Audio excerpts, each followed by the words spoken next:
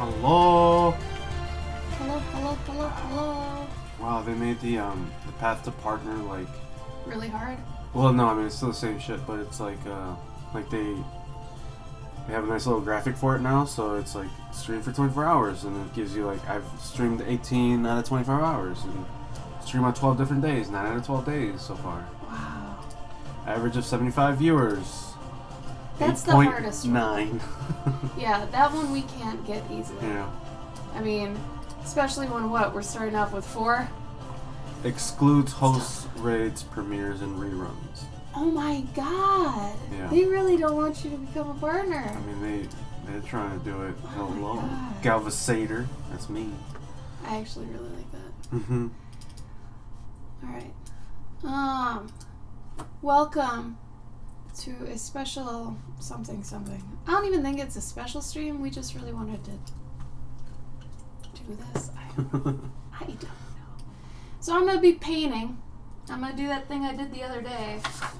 For those that weren't here, you get to see, I guess, technically a replay of how I went from this to this.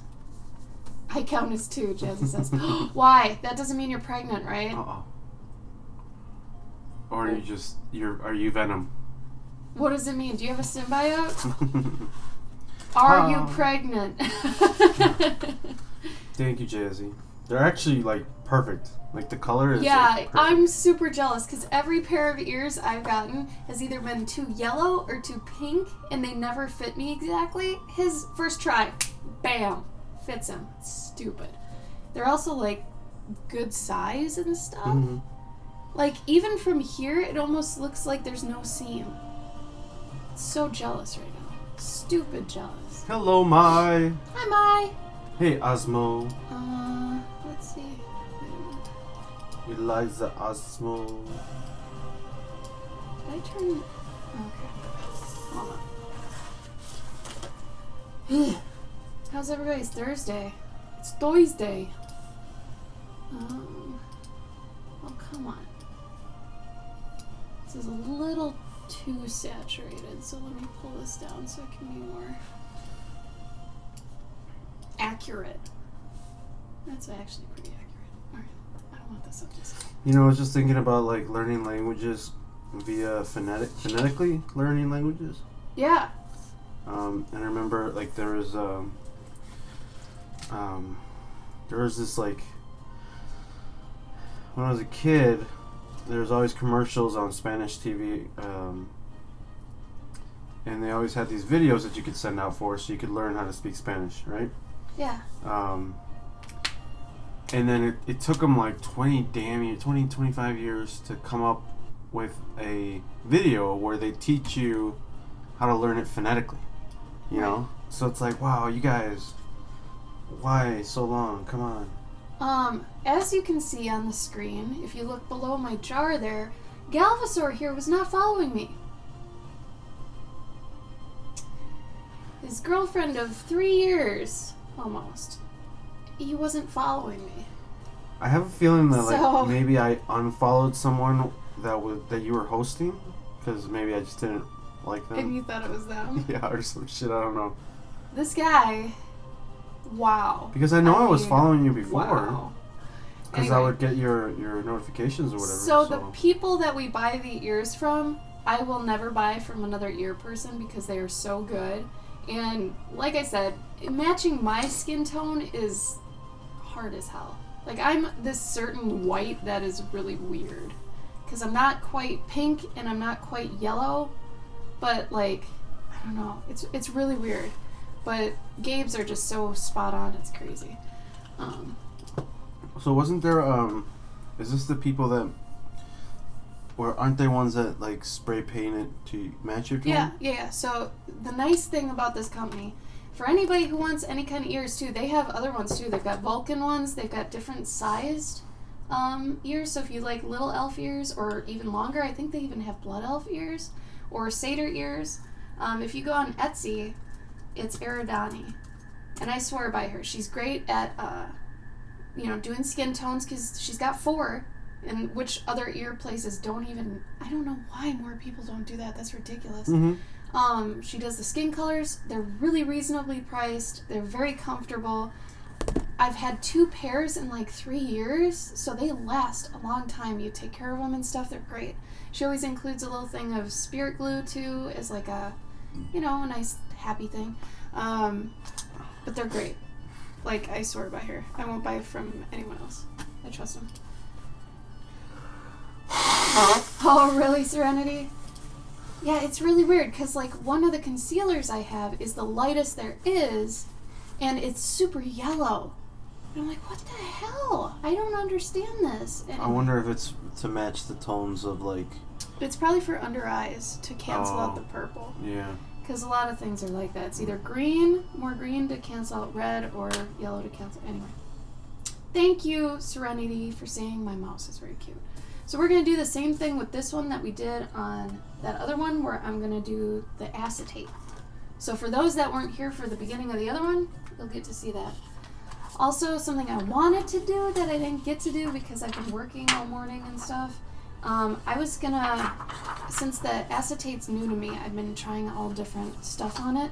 I wanted to take and make a gouache swatch sheet on here so I know what colors look like on here. Hey, do you want to use actually like a chunk of this since I already cut it out? Oh. You missed the whole first half of what I said. No, I heard what you were saying, but I didn't. I said I made like a swatch test sheet. Oh, you already made it. Yeah. Okay. I thought you said I wanted to make one. I reiterate, he missed the beginning of what I said. Yeah. So I'm actually going to tape my original here. So this means that I've got 2 originals I can sell. And before you think that's cheap or really like unintimate, just remember that different people like different things. So somebody might want the painted one, somebody else might really want the toned one. You know, the one that looks more dirty or the one that looks more clean. So they are still originals in their respects. Now let me pop another bubble here. Your favorite artists have redrawn and drawn the same thing a million times for fans. Like, if you look at David Peterson and like all the mice for Mouse Guard he's drawn the same thing for people like 40 billion times. I used to think it was bad, and I still do, but if you're just doing limited tiny runs like this, I think it's okay. But here, I'm going to sharpen my pencil real Well, I mean, quick. I think it's also like... Hold on.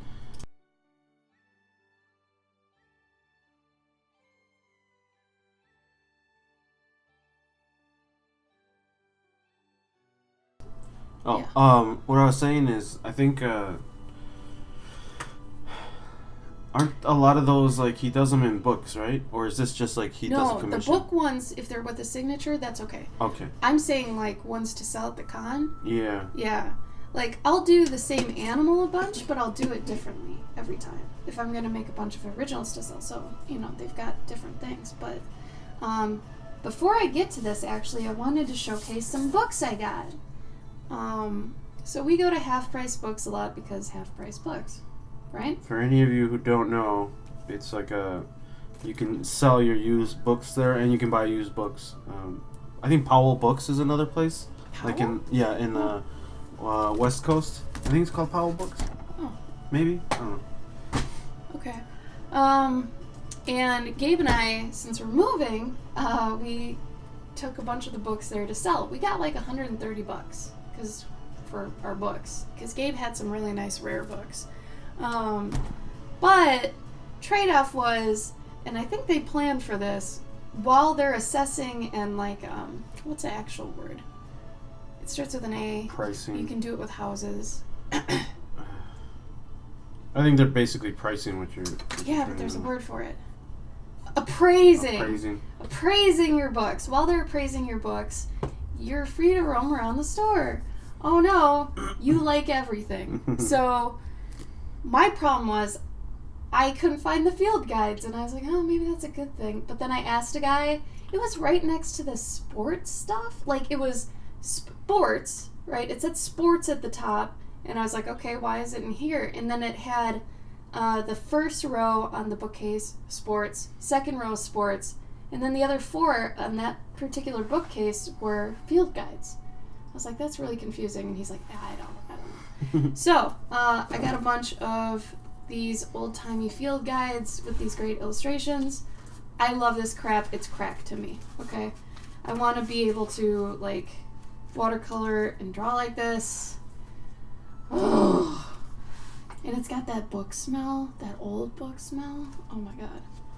I don't necessarily like it, but it's like nostalgic. I don't know. So it's got all these beautiful rendered pictures of flowers, plants, leaves, all this stuff. And I'm going to show you the other books I got, and they're all basically the same shit. I'm not even kidding. Like, look at that. What is that? Called a quince. I don't know what quince is. It's a tree-like shrub growing to a height of 2 to 7 meters. Oh, yo, is this a British book?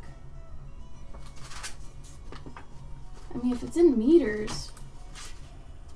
Oh, and I love these too. Beautiful rendered inkwork. Oh, would you look at that? Prague, printed in Czechoslovakia. Okay, this is not an American book. That's awesome. Oh, wow. Wow, that is really cool. Here's another one. Except this one, I'm a sucker for poetry, so I got a few poetry books. But this one also comes with little drawings of fairies, which this is exactly basically what I'm going to be doing with my book of books. I'm going to have an illustration, and I'm going to have a little poem about the book.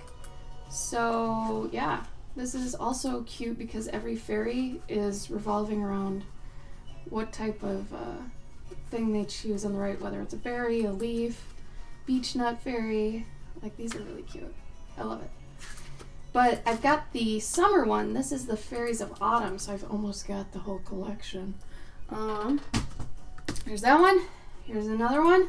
Full color. Easy to use. Bad cropping job. It's okay. But this is another beautiful one. Look at this. I love that they show the bottom. A lot of field guides don't do this either. They show the bottom of how they spread out and what's usually next to them, which is super cool. But it's got, like, I just love these illustrations. There's those. This one's awesome. I want to make a book like this. So this is an actual pocket diary for if you're in the wilderness. But whoa, accordion! Look at this. How dope is that? Super old too. I'm trying to find a. Oh, it was only $5. I bought this for $20. I think that means it's like, whoa, sought after. Okay, so edible plants. They each come out. They've got a little thing. It's pretty cute. But these drawings that are in here, I freaking love this. Look at these. Ah.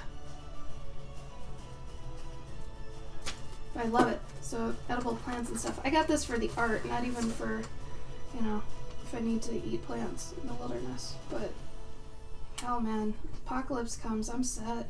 I've got like 7 of these books where it's like medicinal plants, what mushrooms you can eat, all that kind of crap. I'm set. I got another one.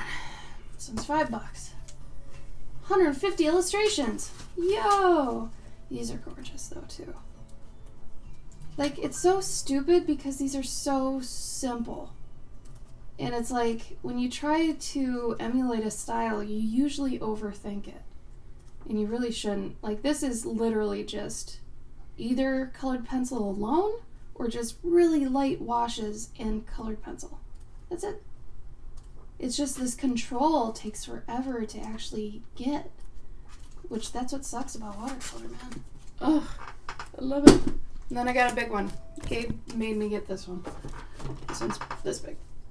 The other ones are pretty pocket sized, but this one's like, this is cute because this lady actually, this is a diary, but it's like a visual diary where she went around in the forest and she actually has these cute little accounts, like April 7th, blah, blah, blah, we were doing this and I found this, and she draws what she finds. And it's really cute. And she makes all these little annotations. Oh, this bee kills me. Look at that thing. Isn't that cute? Oh my god, she's got some cherry blossoms up here. Very beautiful. Cool idea for a book, too. I mean, any of you guys could even do this. Let's go on a nature walk. Write down what you see. Draw it. You know. Oh, look at these beetles. I love that she uses pink and purple on these too. Look at that. They don't even need to be super dark. I mean, you know they're beetles. Like, some of these are just so beautiful. So, we made $130. I ended up, well, because Gabe bought some manga, because he's lame. And what, we spent, how much? 60? No. It was like, oh, no, it was 100. Yeah, we got back like $30. Never mind. Yeah. So, we got technically $100 worth of books for free. However, we got rid of like 3 or 4 boxes of books. Yeah. So don't think that we just swapped however much we gave up for what we got. No. Our stack was maybe this much when we had like 4 boxes. So, you know. Let me catch up in chat real quick. I know half price is like my absolute downfall. Absolute. More so than even Goodwill. Like, Goodwill, I'll go in, I'll be like, yeah, I'll probably see something cool, whatever. But half price, I know I'll find stuff. Mm-hmm. And that's a problem.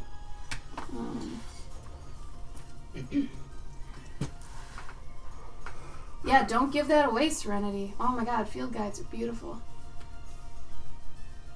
Look at smell it. Oh, she smells Jupiter every time she picks it up. Thank you, Jazzy. That's sweet.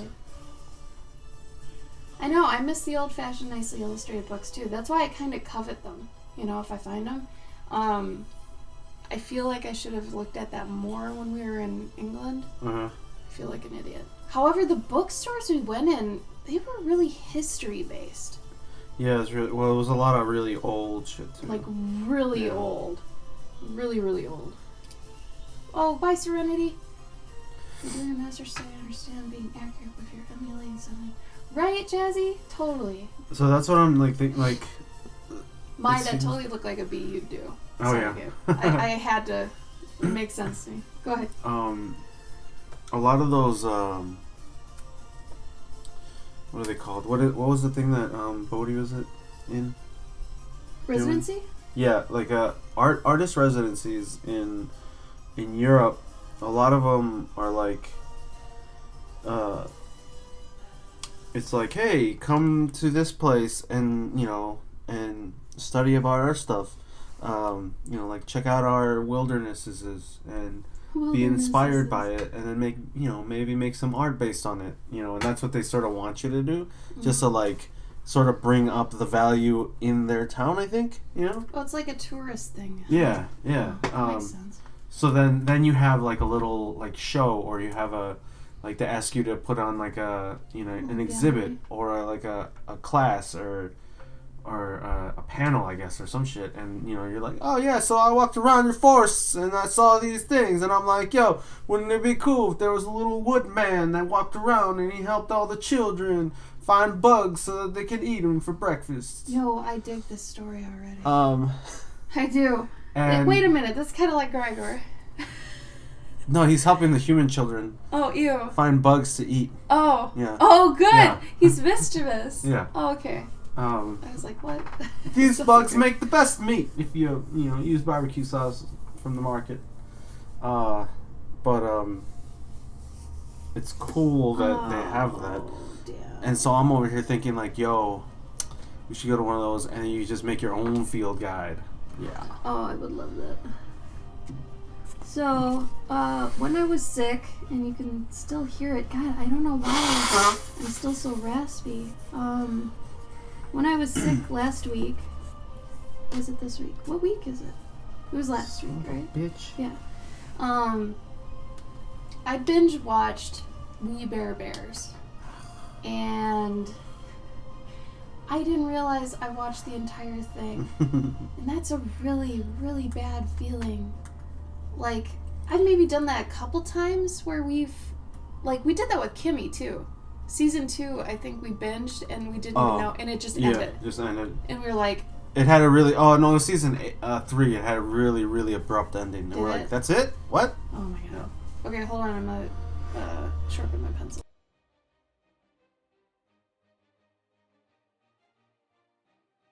Keep breaking it. And that's only because I'm pushing down hard and I shouldn't be.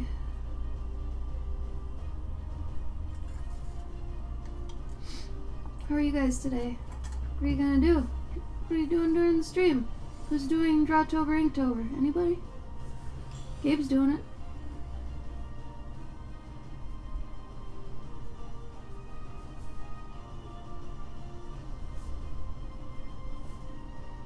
So I figured out a new way to draw mice today after I found my new favorite kind of mouse.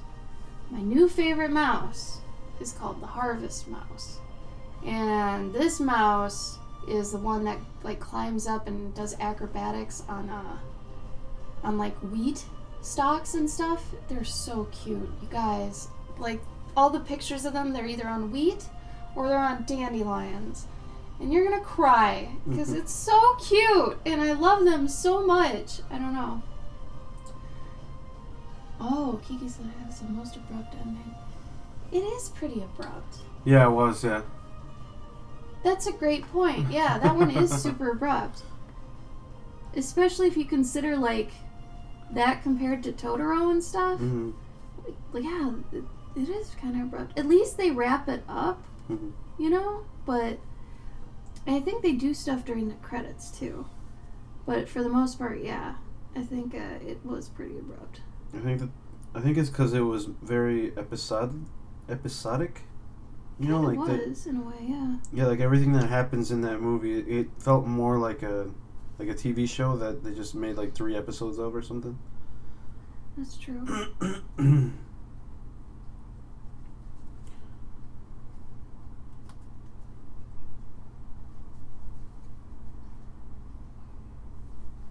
love this bug. I don't even know what kind of bug this was. I just had little things I wanted it to look like. Like I wanted it to have really long antenna and a really like anxious looking shell shape.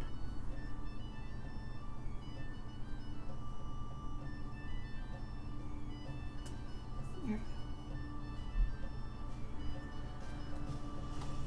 Yeah, Inktober Nights. Demons, ooh.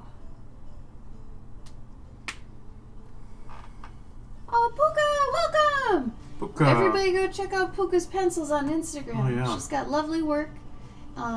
She's one of the first fans I've ever had to offer me gifts. So thank you again. I appreciate that. You warmed my heart.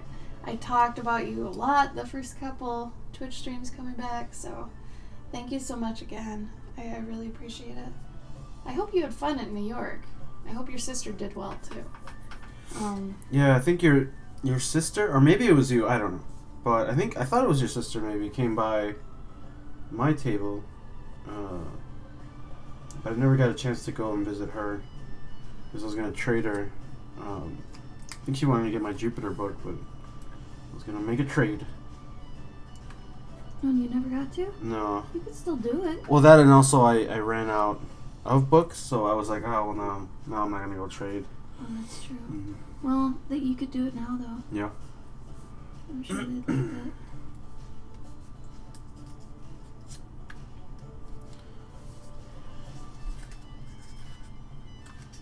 It's kind of cool, though, because Puka has her own, like, style. Yeah. So it's like, it's cool to see, like, siblings growing up and they have different styles. What did you just put in your mouth? It is chocolate. I will not talk anymore. Hold on one second. I'm going to sharpen my pencil again. I really wish... Oh, did that not do it? Sorry. I wish there was a way that if I muted it, I could hook up a graphic to come up that says sharpening. Oh, yeah. Or something, you know? Otherwise, it's click, click. Isn't click, there, click. like... Oh, I could do a hotkeys? filter. Oh, maybe. But we have 2 audio channels. Yeah. I wish... Maybe I can make macros. Or that. Do they have macros? On a Mac? You better. That's not what that means. Ooh. I look forward to your Inktober posts every day. All the time, yeah. Or your Drawtobers, my bad. Your Drawtobers every single day. Oh, she did great at NYCC. That's Good. great. Well, tell your sister that Gabe still wants to do a trade. Yeah. If she'll have him. Ah, God. Oh, I should try those different settings. Yeah. Okay, hold on.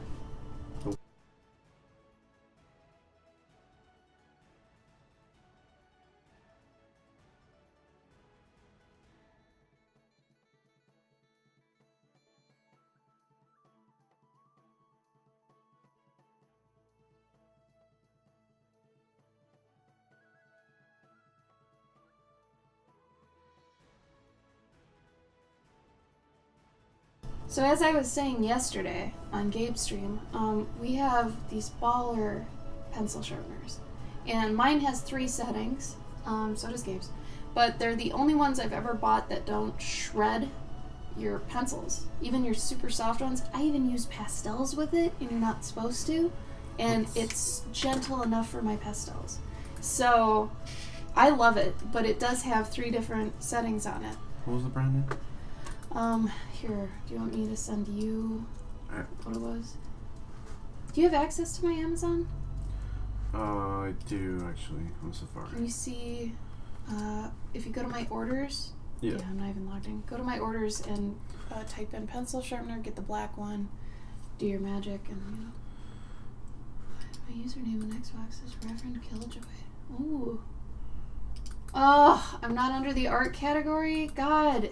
Okay, so just so you know why it does this, it's like every time, I feel so dumb about this, every time I start a new stream, and this is brand new with Twitch, I have to redo all the tags every single time. And it sucks. I'm not okay with that. Because I always forget. I just wish I could set them once. But, now that I say that, I understand why they do it. Damn it. Okay. Use that pencil sharpener that we're talking about. It's super good. Get it. It's got 3 settings. So, I noticed that my tip keeps breaking, so I just did it to a more wide one that's still sharp. So, it won't break anymore, hopefully, if I don't press hard. But... And also, you can put batteries in it. Yeah, it can be battery operated, or it can be... Yeah, sorry, Glitter. I noticed that now. Thank you. Okay, but maybe we should have just gotten this one. Oh, that's pretty cute. You put it in its face? Yeah. No. Oh, it's a turn. Okay. Yeah, it's a turn one. Don't ever buy the crank ones anymore. Yeah. Mm-mm. Not necessary anymore. Don't do it. It's only for, like, number 2 pencils. It destroys Prismacolors. Don't do it. Oh. Don't do it. You can get this one. That one's cute. You stick the pencil in his eye. You should link these. Don't buy these, but just look at them. They're pretty good. If you really want to get your aggression out, get this one. Thank you, Glitter, for telling me I wasn't under the category. I feel dumb. Oh, they have a cat one, and he looks cracked out. Oh my God. That looks like the cat scratch cat or the dog cat. Oh. What's the dog cat? Cat dog. That one. You're knitting a sweater. Whoa. Yay! Oh my God. I have such respect for knitters and crocheters, and I don't know if there's a difference, but oh my God. Such respect. I want to do that someday. It's just so much time that I wish I had.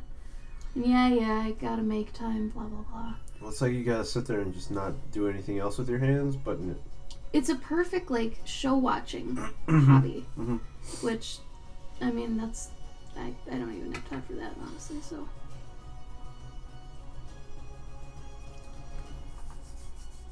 What are we having for dinner? Soup. As much as that soup was good, I don't know if it was happy with me. Mm-hmm. Bet you it's that onions. Yeah. Too much I love onions! Oh. How many did you put in there? 5? Wish. Chomp.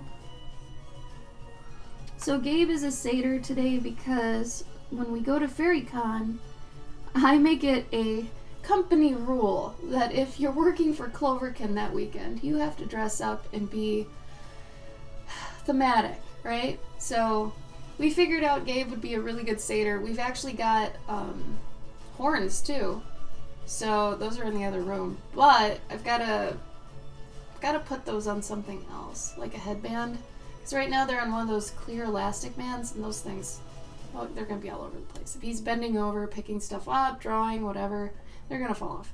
So I was going to make him look super 80s with like a band around his forehead, you know, holding on the horns. And maybe wearing a vest or something. That'd be cute. Anyway. No, Glitter, thank you so much for letting me know that. Hi, Ebony. You thought creative ended. It did. Why does mine still say creative? Oh, that's weird. Is it supposed to say art? I think, yeah. Faff word. I don't know, I looked that up and it didn't have... Art wasn't there anymore. You guys, I'm a mess, apparently. I didn't know that. Thank you, Ebony. Will he have a tail? I didn't think about that. Yeah, I don't know. You got amputated in the war. Maybe if I do, it'll be a cute little, like, deer nub. Mm-hmm. I think that'd be cute. It depends on if you're going to wear a tunic or not. Oh, yeah. So, I went shopping online, and I'm pretty good for finding, like, medieval attire. I've done it a lot. But all my usual places are sold out, so I'm probably going to have to go to Goodwill and jerry-rig something together, which I'm fine with. I like doing that. So that should be okay. But the problem is time. But honestly, that'll be quicker than ordering something and depending on someone else to get it to me by that time, which I don't trust that at all. Especially at this time. I don't think we'd get it on time, Gabe. Mm-hmm. So I'm going to make you something. Which I fully trust my skills. This one is Halloween. I was like, this dude was disguised as spooky badge. She came in as scared facilities. Dude, like, it's a person. Oh. Oh no! Was he just wearing like Reeboks? I always liked that when I was a kid. It's like, oh, he's just a guy. He's got like Nikes on. It's like, dude, if you're gonna make a costume. Nice kicks, dude. Yeah, where'd you get those? Oh, DSW. Cool. Oh, okay. I He's a stole character, these. guys. Leave him alone. I love that story, though. So when you're doing fur and hair and stuff, remember to kind of chunk it together. Like, there's an overall shape here I drew, and then I made sure that the fur was all going with the gravity, or if there's wind, make sure it's going with the wind. But then chunk it together into even smaller, like, shapes. Like, usually for really coarse hair like this, it's little triangles. And then within those, do a couple lines. You don't have to draw every single strand. In fact, do not ever really do that. Unless you want that to be like your calling card.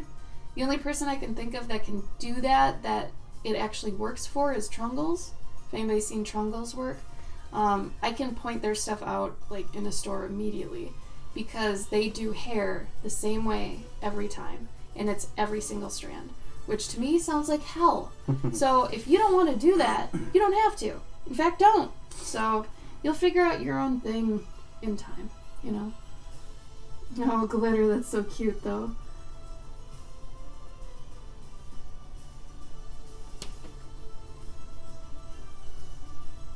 So as you can see here, there's a couple little chunks.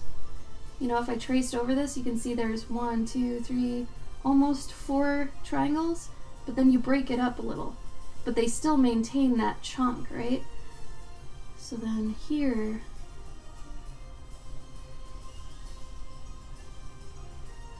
There you go. Because, I mean, fur can get matted and things like that. And this can work with short hair, too, on, like, people and things. And if you were doing long hair, it's kind of the same formula. You just have to draw it out. That's it. Honestly. But outside factors are huge. So, you know, be aware, is there wind? Is there, you know, what else is going on? You gotta think about all the environment and surrounding elements.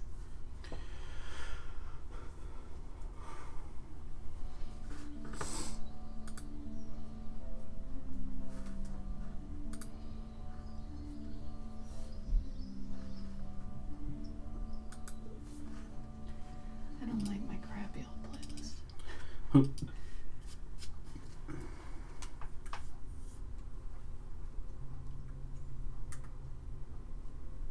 think out of all the mice I've drawn over the years, though, I'm more pleased with this style.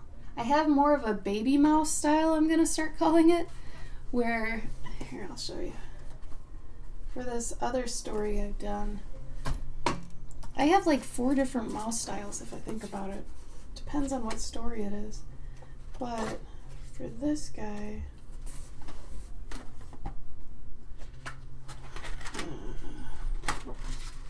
he's super, like, look at the one I'm drawing now, and then look at this guy. Like, he's totally a different style altogether. And this is one I'm working on for a comic, so I wanted him to be a lot more simple. And this is where, you know, I tell you guys, you don't have to have the same style for everything. In fact, I think that's a bad thing. I think it's paralyzing, and I think you really put yourself into a corner with it.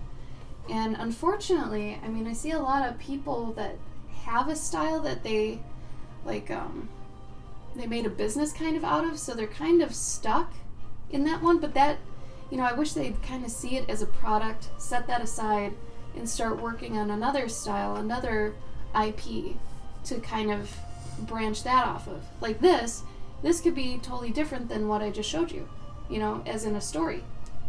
It's really, like, you know, up to you. The problem is if you keep with the same style, you're gonna just, I don't know, stagnancy. Get bored. You're gonna get bored. You're gonna feel like you can't do anything else, which is like a terrible feeling. How am I liking the acetate? I love it. And yeah, with really soft colored pencils, these are the Premiers. It doesn't work as good with the waxy Colorase, so don't use Colorase. Use the softest Prismacolors you can find. But yeah, oh my god. I love how soft it is and how it's not grainy at all. Like, it almost looks like ink. I love that so much. It's so good. And then with the, you know, once you put the paint on the back, like, I just love how this one turned out. So I'm doing the same process with this one today, with what I did with this one. But, so after I'm done doing the inks, I'll flip it around and I'll put the paint on the back. And it looks like crap on the back, like total crap, but then you know, flip it around and it's cool. I don't know, I really dig that. But yeah, man, my saturation is so off right now. Hold on. Maya, how do you use the acetate? What's your process like? Okay, that's way more accurate. I didn't even know you used it. Is that what you do all your, like, Drawtobers and your drawings on? The only problem I can see with it is how to package it to be able to sell as a final form. Now, the girl that inspired this, who I've talked to her about her process, I interviewed her, and I'm basically doing the same process she is, because it's, you know, it's frosted. So what she does, though, is she'll just fill in the rest of this with black. And that doesn't really work with me or my style. I don't want to do that. I like either putting in some background or at least carrying the rest of the image to the edges, you know? I don't just want to fill it in with black, because honestly, black steals your eye so badly. I don't care how colorful your piece is. If you've got black in giant chunks, it's going to just dwarf it, you know? I don't know. That's my feeling on it. And sometimes it feels like a cop-out, depending on what you're doing. But yeah, I don't know. I still have yet to figure out my niche with this, but right now I just love how the pencil feels on it. So much. So much. It's crazy. Did you really, Mai? That's great. Do they smudge a lot? No. Actually, they stay in place really well. And honestly, I hadn't even tried it until you said that, Ebony, but yeah, it's great. Oh, and you refine on the front. Wow, I didn't even realize that. Huh. I did see you doing on your Insta story your little circle tutorial, like showing that you just do circles. That was really cute. I appreciated that.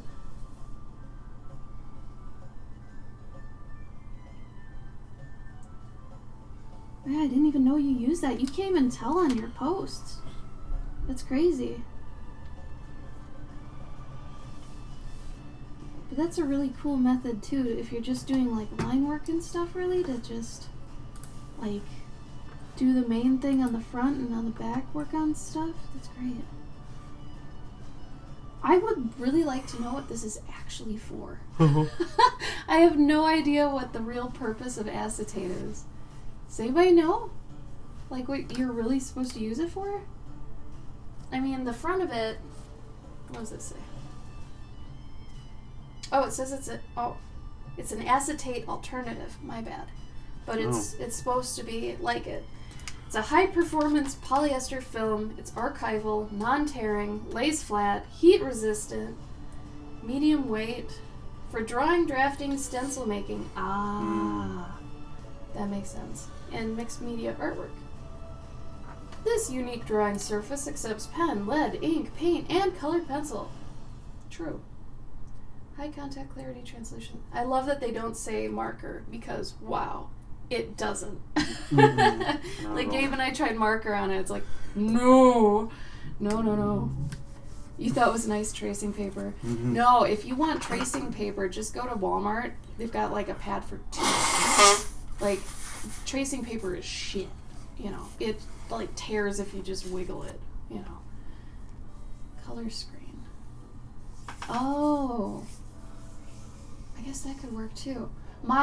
If you've dealt with this a lot, do they have varying frosted opacities? Like, are there any that are clear?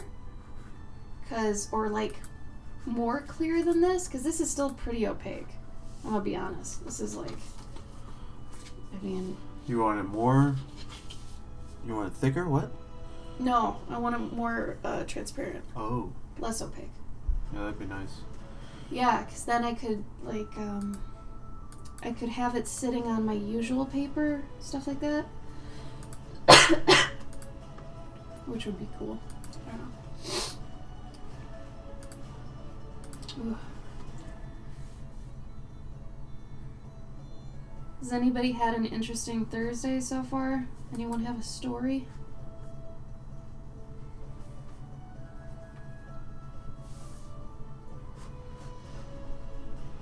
Or if anybody wants to rant, you know I love a good rant. I rant myself.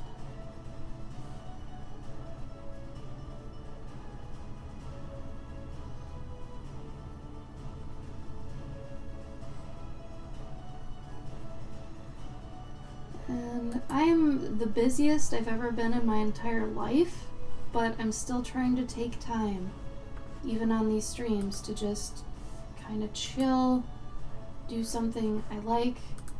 I like what I'm doing too for work, but it's my form of recharging. Like, I'm at the point where I can actually separate work art from play art in my head. So it's not all art, so I don't burn out on art, right? But, I can actually sit down and be like, okay, this is for fun art, and then it doesn't feel like work, And I think that's really important as an artist to get used to that, especially if you want to be a freelance artist. You have to, or else you are not going to survive, because it is so much work. You're doing art either for yourself or for other people all the time.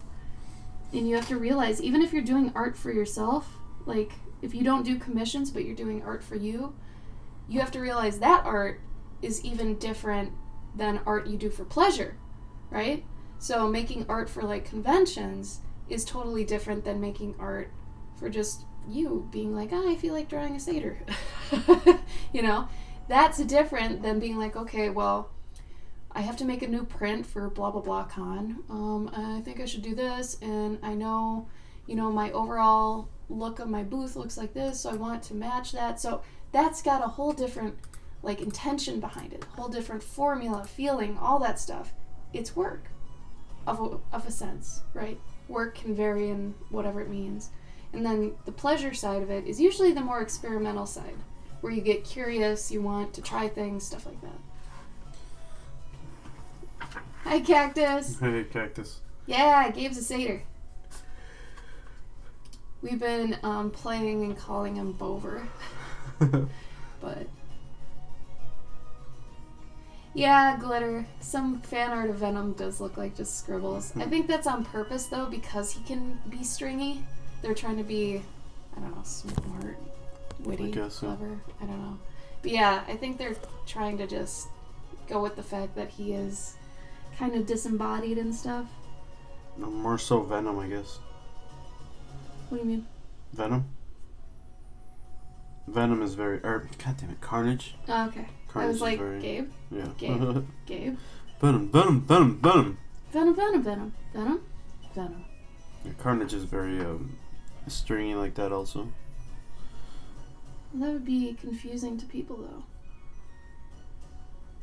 But yeah, I guess I could see that, you know, since they're kind of related, it's like, well, doing that style for him maybe makes sense. I've been hearing that the Venom movie's good, man. I don't know. I really have no idea how to feel. I know I'm not going to see it in the theater, but I'll give it a chance when it's free. And if for some crazy miracle I end up liking it, okay. Okay.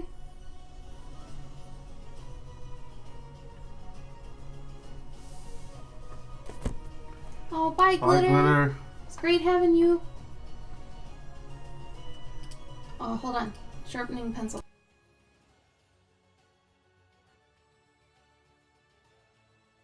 So, the best advice I can give on when to prep for a con, especially if you do a lot of cons, right when you get back.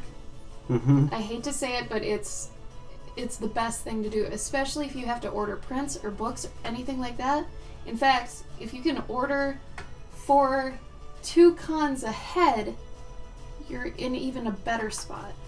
But really, like, the time you get back, take inventory, figure out what you need, put in your orders, make your things so you're not up all night the night before doing all that stuff. Like, I have to make 15 new coloring books, so this might not look like much, okay? Because I'm totally out of coloring books now. I took pre-orders at New York. I make these, all right? So what that entails, just to give you a little, you know, whatever, and Gabe usually is an angel and helps me with this, but this is a 9x12 book, so when it's open, it's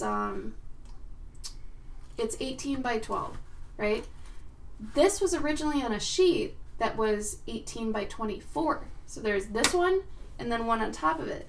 So what Gabe usually does to help me is he'll cut up the paper and then I'll print out all the pages. He'll end up bending them all because he's better at folding paper than I am. And then I'll bind it with a stapler.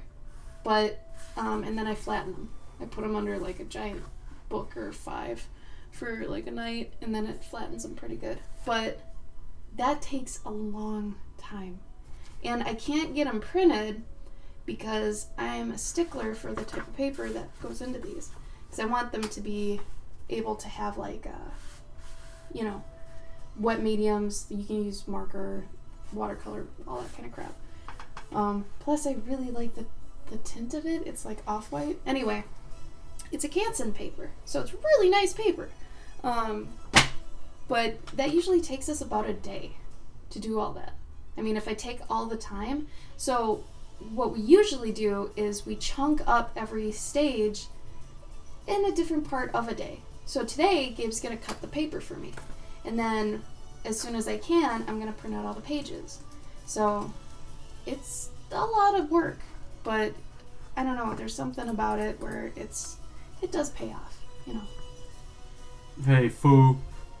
Hey, Foo Ray, here's some money. Gabe's a satyr. He has to be on point for FairyCon. Also, I just want to show people, I bought this little tiny dustbuster at Kinokuniya. It's adorable, okay? It even comes with attachments. It's great. And you know what it does? It picks up all my pencil shavings. And it's, I don't know, it's just really cute. It works really well.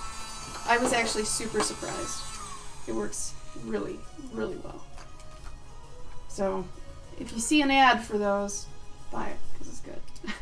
I used to take this giant brush, and I used to, you know, brush off all my pencil shavings, but no. Once I found a vacuum, I was like, hell yeah. Because the difference is that the brush just pushes them to the other side of the desk, and then I have to deal with them later. Obviously, if I have a vacuum, I vacuum them, you know.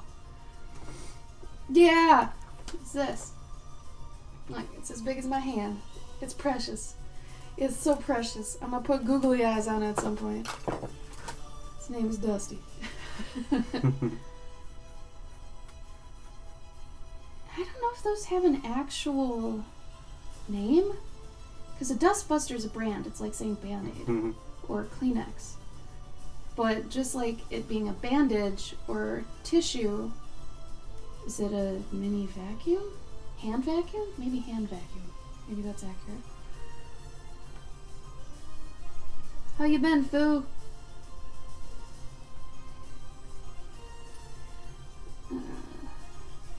Those of you doing Inktober or Drawtober, how you holding up? You're over halfway. Is anybody struggling? Who's still doing alright? Share. How are you feeling? I'm actually gonna do little dingers coming out of this.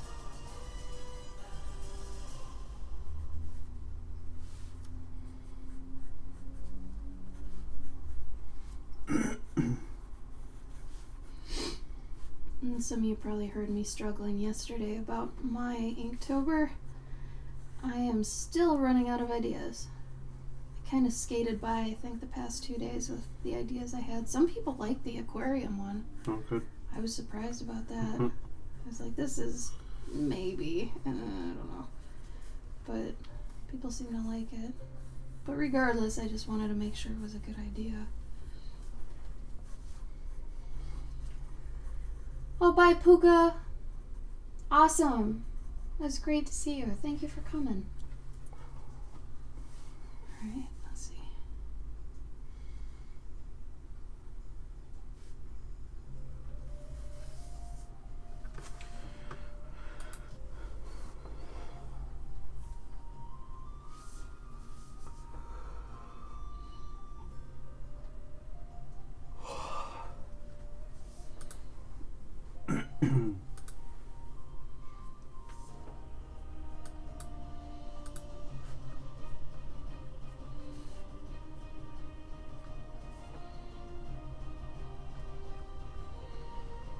And some of this is not accurate, and I don't care. So this part of a wheat plant, that doesn't exist. Puka, thank you for the follow! I appreciate that. That's good though, Cactus, but why'd you give up?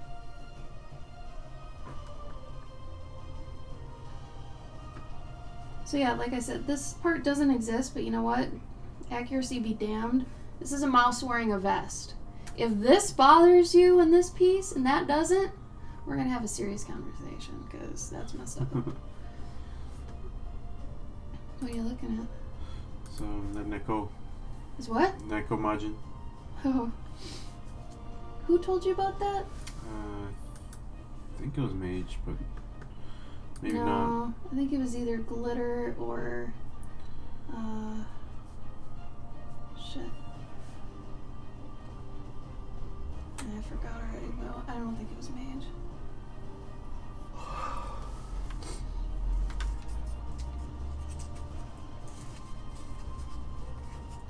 So there's no way to actually buy that? No, I can get like a Japanese copy, but not like a translated one. Oh, right. That kind of sucks. Yeah.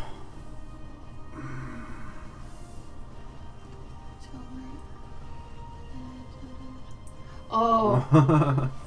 Yeah. 24-hour comic book day, you gotta know what you're getting into. Gabe and I did it 2 years in a row, right? Last year and the year before? Yeah, I think so. And we're very lucky because when we did it, we know a guy that owns a comic book store. And he actually does this great thing where he invites artists to do it there. He makes a thing of it. You know, it helps out his store a little too. But he also provides like drinks and beverages of all kinds, and then even Coffee. pays for like dinner and breakfast. Mm-hmm.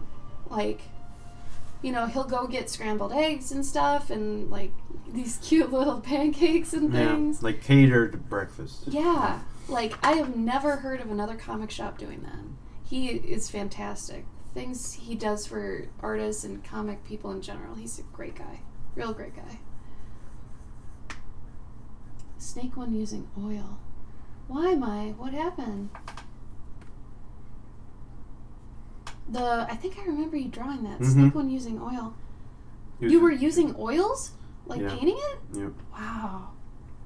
So, Ebony, yeah, if you're not used to drawing like as much as Gabe and I even are, 24-hour comic book day is hard. Mm-hmm. Honestly, I would say if you're beginning with that and you do want to do it again next year, prep as much as you can before you go there. I got lucky last year, where I had the whole thing basically scripted out and even thumbnailed, I think. Yeah, I even thumbnailed it. And then when I went into the actual doing it, I ended up penciling 26 pages, which is more than one an hour. So that ended up being pretty great for me. But like I said, we're at the level we are. So I wouldn't even expect that out of, you know, if you're not used to drawing like all the time and stuff like that. So the fact you even attempted it though, damn. Yeah. That's impressive. So good on you. Keep trying. You know, and you don't have to wait till next time. If you want to do 24-hour comic day in December, you know, and it could, maybe you do a panel an hour. You know, maybe it's not a full page. You know? Make it so you can, in the beginning, you want to make goals that are attainable. You know, really easily attainable. And then once you've actually started hitting those goals, you're going to build momentum. And then you make bigger goals, and it becomes easier and easier to actually attain these goals because you've built up that momentum. If you try to do a giant goal too quickly and you're not even used to doing something that's an eighth of that, you're basically setting yourself up for failure. Like, it's really rare someone would be able to actually, you know, keep up with that. But I believe in you. I think you can do it eventually. Like I said, it is tough. It is not an easy thing. I totally forgot about that this year, though. Yeah. Like, I Yeah, really, like, one year I would like to do it on Twitch. Yeah. I think that'd be cool. I think it's because we were at New York. Yeah. So we like didn't even see any. I didn't see anything about it. Anyone posting anything about it. Well, I know Carmelo couldn't do it because he moved Mm. his whole comic shop. Mm. But after seeing how it is, Mm-hmm. I don't know how he's gonna do it in the future. Oh, the new shop. Yeah. Tiny. 'Cause Maybe they there's- have a big back room. Well, remember that one comic shop we went in that was basically a hallway? Like, it had comics on both sides and that's it? Oh yeah, yeah. It's like that. Yeah, it's like that. Huh. Hey, Ebony, that's still good. That's not failing. That is not failing. Yeah. Honestly, 24-hour comic book day, the way we kind of think about it for anyone, is as long as you're doing comics for 24 hours, who cares? You don't have to get, like, a specific anything done. Yeah, there's an idea. It's kind of like Inktober, right? They have prompts and whatever, but the idea is that you draw every day for Inktober at its core. That's what Jake Parker wants, you to get in the habit of drawing every day.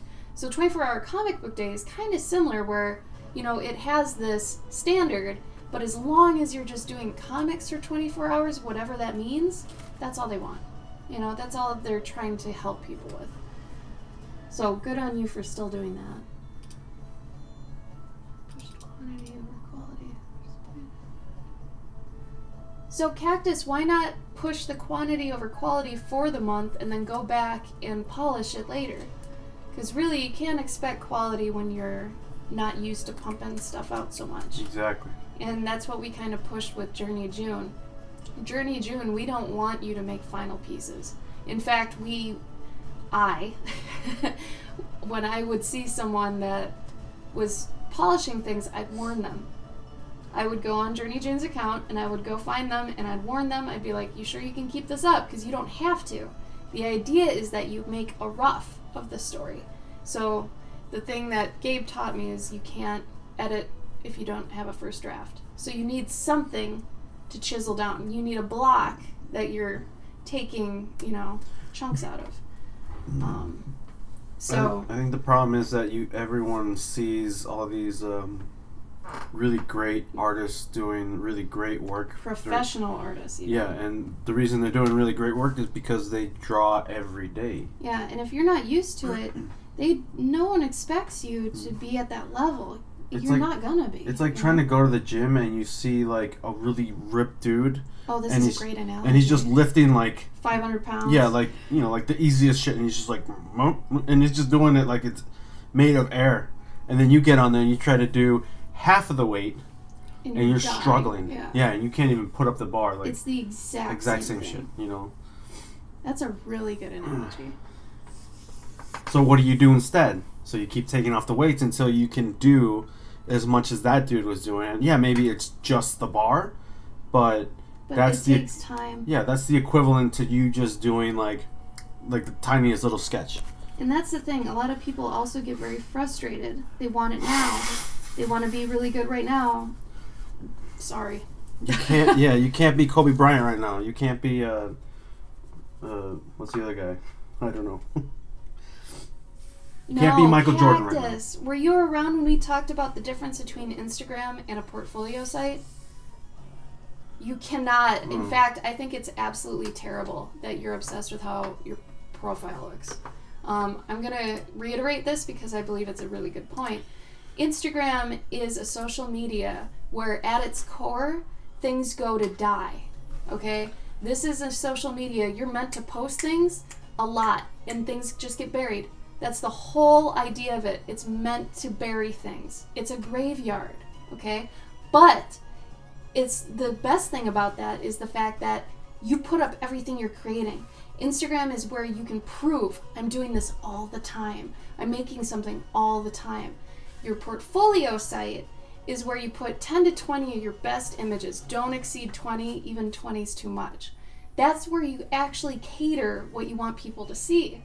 And you can put that website on your Instagram so you can say like portfolio and people will know, oh, that's my quality work, okay. But put it there. If you're one of those people that's obsessed with how your profile looks and you only update like weeks to months, that's horrible. You're never going to get any followers. You're never going to get people seeing your work because the whole idea of Instagram is exposure. So you want to be posting frequently and consistently. Okay, consistently at the same time every day if you find a really sweet spot, and then frequently every day if you can. Okay, the more you can get in front of people's eyes, the better. Okay, portfolio, totally different story. When I was hiring people, I would look at their Instagram to make sure they were creating a lot, because if they weren't, I knew they were going to struggle with the job I had for them, because that job required creating all the time. It's a game job. You have to do concepts and stuff. You have to make art all the time. If you're not used to that, we're going to have a problem. So I made sure, looking at their Instagram, that they were always producing. Their portfolio showed me that when they're given a good chunk of time, that's what they can do, right? That's their best work. This is their frequent, often work. Does that make sense? Sketchbook and gallery pieces. Okay. I think that the biggest thing is, and then people are like, nobody's following me. Well, it's like, well, you update every 2 weeks to a month. Yeah, that means that, like, think about every time you go on Instagram. Do you see posts that are more than 2 days old? Unless, maybe if you're following 2 people, or like, let's say like 50 people, then maybe you'll see the same posts that you saw like, 3 days ago. But otherwise, no, you see brand new posts every single day. And so if you're not posting daily, then you're not in the eyes of people. Mm-hmm. And if you're not using hashtags, then you're not in the eyes of new people. That's important too. You have to use hashtags. I know people hate it. I know they're ugly. Doesn't matter. Use hashtags that are pertinent, that relate to what you're posting, and ones that are looked at often. You don't want to pick one that in the history of it being there, it's got 8 posts to it. Look for the ones that have millions, okay? Because people do... I'm not one of these people, but people do scroll through those. Mm-hmm. Like, I don't know how they do it. But there are people that just sit and scroll through traditional art, that hashtag, forever. And they'll just go find people that way. And that's how you get found, okay? that way, it's a lot less often that you go into the what your friends are liking and see what they liked. Like, I never do that either. Mm-hmm. But some people do it that way. But you have to be appealing to all these areas to actually start being viral, you know? Okay, that's different than Cactus. I was just saying this, too, for anybody else that didn't know that about Instagram. See, so then why are you so obsessed about having it look good then? Like, that's true. Yeah, what's the point then? If it's just a hobby, then just let it be what it is. Yeah, if it's a hobby, you shouldn't be really hung up on how it looks. Just go to Walmart in your PJs. Damn it. It's okay. It's Walmart. There you go. You're really okay with me going? Yeah, I don't give a shit. Okay. No, think of Instagram as Walmart. Everyone goes there wearing whatever the fuck they want. If you want to go to a party and be fly as shit and wear like you're wearing Versace head to toe, then that's your portfolio. Otherwise... and yeah, some people can rock pajamas like nobody else because maybe they're like really physically fit and they have, like amazing photogenic skin. But that's them. They worked on it. They worked on their fitness. Did we work on our fitness? Enough so far. Some other people haven't worked on their fitness at all. So yeah, they go to Walmart and they're like 4,000 pounds and whatever, blah blah blah. No shaming, but in terms of art. Gotta work. You have a problem. Oh, Cactus. I feel like you're trying to use art maybe, and I'm not trying to call you out. I'm just trying to help. If you want us to stop talking about it, just tell us, okay? We totally will. But, are you trying to use art to kind of fill in another area of your life maybe?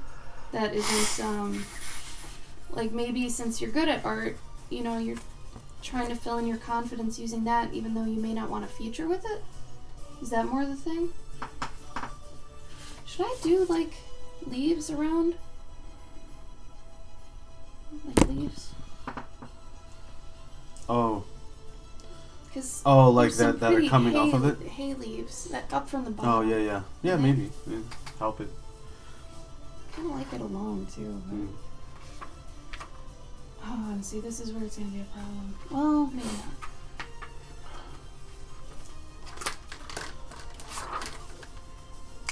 Cool. Okay. So, it's funny because when I'm on this paper, I switch to my Coal Erase, which is this one. The only reason I can tell they're different is because of this end. One has an eraser and a barcode, the other doesn't. But this one's used for the acetate, this one is used for my regular paper, which is hilarious, I think. I don't know.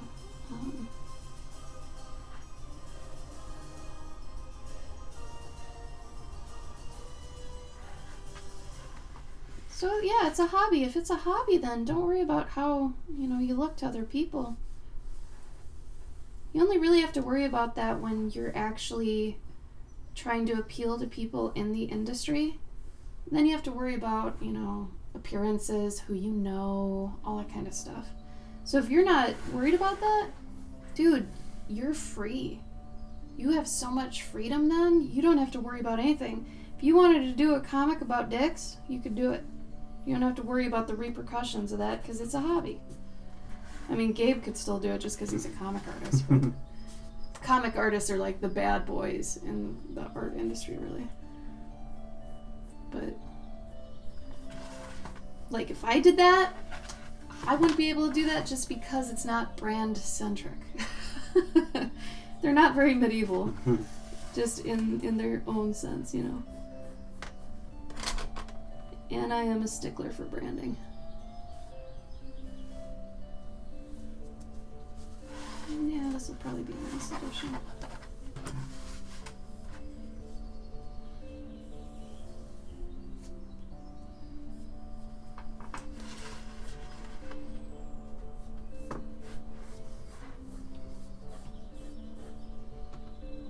I mean, if anything, if you've got art friends and stuff that are trying to eventually be in the industry, you can kind of have it over them, where you're like, yeah, I just kind of do what I want. I don't really worry about that crap. They'll be like, man, that's so cool. I have to worry about this and this. I have to get prep for this con, and you're just sitting back. Yeah, I sell a print or two a month, whatever. You know, like, it's not sole income for you, which is awesome. There's freedom there.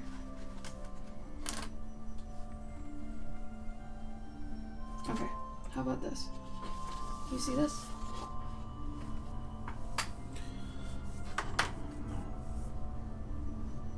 Where are my glasses at? I couldn't see anything without my glasses, Mama. Alright, here we go. It looks very nice, yeah. I like that. Hey, Tara. Hey, Tara. Is it Tara or Tara? Tara. Damn it. I think it was Tara. Like the Earth? Well, I was thinking like Tear. Like. Every time I see your name come up in my Instagram too, I'm like, oh my god, if I see her on a stream again, I gotta remember this. I know we went over it already, and I feel horrible. Ears all around. Mm-hmm. Ears for everybody. Throwing out ears. It reminds you of Mel Brooks. Yay, my! Draw. But yes, Tara. Haha! It's Tara. Oh, my memory served me right this time. It's true. Cactus, it's the best feeling, though, to be able to do that. And especially if you do end up accruing fans, they're going to appreciate it so much more that you're posting work in progresses. Because really, I'm going to say if you only post final work, you might have an air of pretentiousness to you, where you want people to think you're infallible.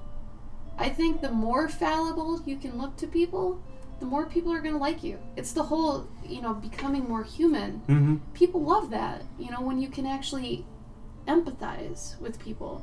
Like when you show them, yeah, these were my first failed attempts, whatever, I don't care. If you don't care, that's great. Honestly, it's great. Gabe, you have a terrible tangent happening. Yeah, no. That's alright. Oh my god. It's okay. Maybe put a white line right there or something in front of the car.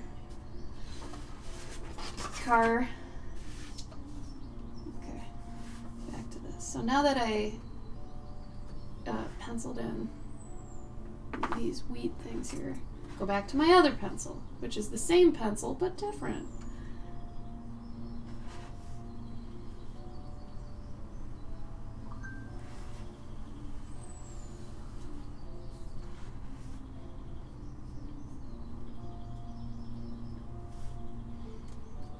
So what I would say, actually, Cactus, to start getting used to posting work in progresses is to, every time you post a final one, to also post the work in progress with it that they can swipe and see. Mm-hmm. That way you're not putting that front and center yet, but you're getting used to posting it with it, right?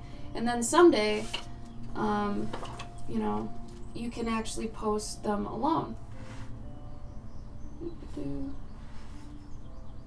LinkedIn, leave me alone. For our desk cams, we're using a Pivo HDs. Gabe will get you a link. I really should do a thing at the bottom like you've got. Mm-hmm. Yeah, Cactus, it'll help. Let us know if you have any problems, okay? I'd like to help. I know, Tara, me too. Oh my god, I am the worst at remembering that. Luckily, Twitch kind of does it for me. There you go, Planet.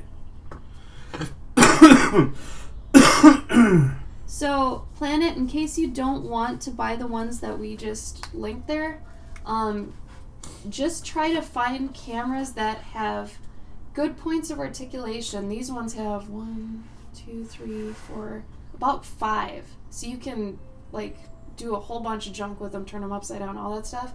But the main thing is, if you're trying to find a traditional camera, make sure it's got manual focus. Or if it's got autofocus, make sure you can turn it off. Because the main problem with a lot of cams in traditional art is if I'm drawing like this, and the tip of this pencil is all the way up here and close to the camera, it's going to focus on that. And this is going to go blurry. So when you're looking for cameras, make sure manual focus is on, because what I do is I'll focus it here so it knows, okay, that's what I should be focusing on, literally. And then this won't even have any say. So just make sure to keep that in mind. Otherwise, it's kind of whatever your budget is and what your kind of setup is. So we've got really big drafting tables that have our computers on them. So like this is my Mac camera that's attached to my Mac. This is the camera we link to. And Gabe is usually doing it the same way, but when he's on my stream, we have 2 of these cameras. We have 4 of these total. So we swear by these cameras. We love them. But yeah, it's it can be hard when you're looking for like traditional cameras.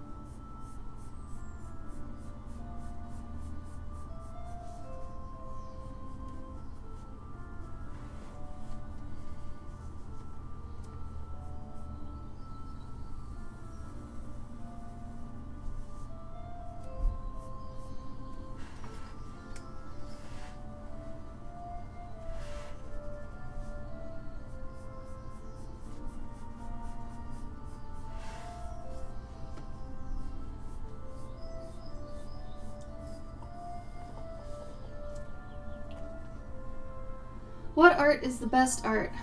Art from the heart. That's my answer to that. Bears. Art that you've thought of. Alone. Battlestar Galactica. Bears beats Battlestar Galactica. Question. What art is the best art? Well, there are 2 schools of thought. False. False. Black bears.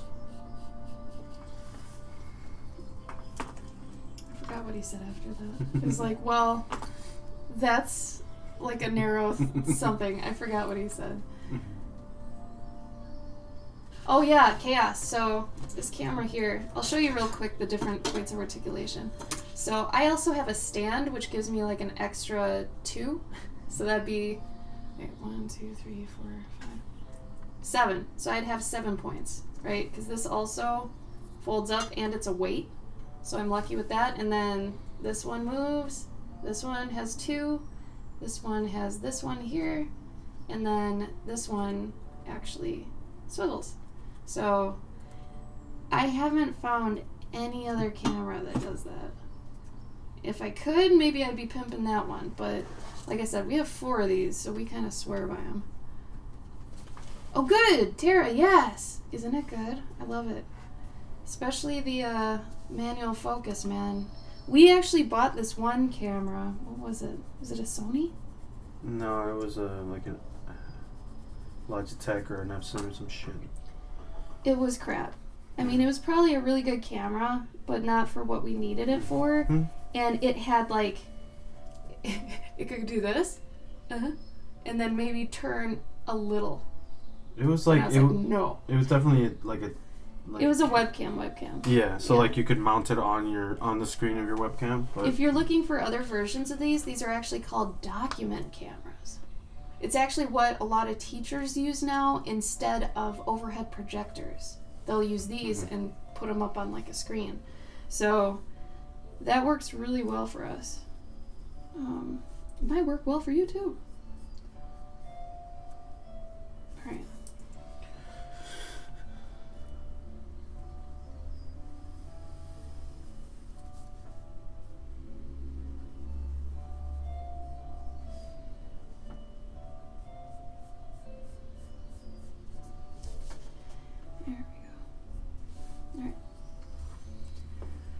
You're so welcome. Hey, John, what's up? Yawn. I think so, Tara. I hate to say it, but I think so. I think other schools usually use, or at least colleges. I'll say colleges. Well, no, I think just regular schools now because overhead projectors are so big and like they use so much power and. They do. And not to mention that. They were so romantic, though. Yeah. Like if you had a crush in class and they went to overhead projector mode and you could just stare at them. It's like candlelight for kids. It was cute.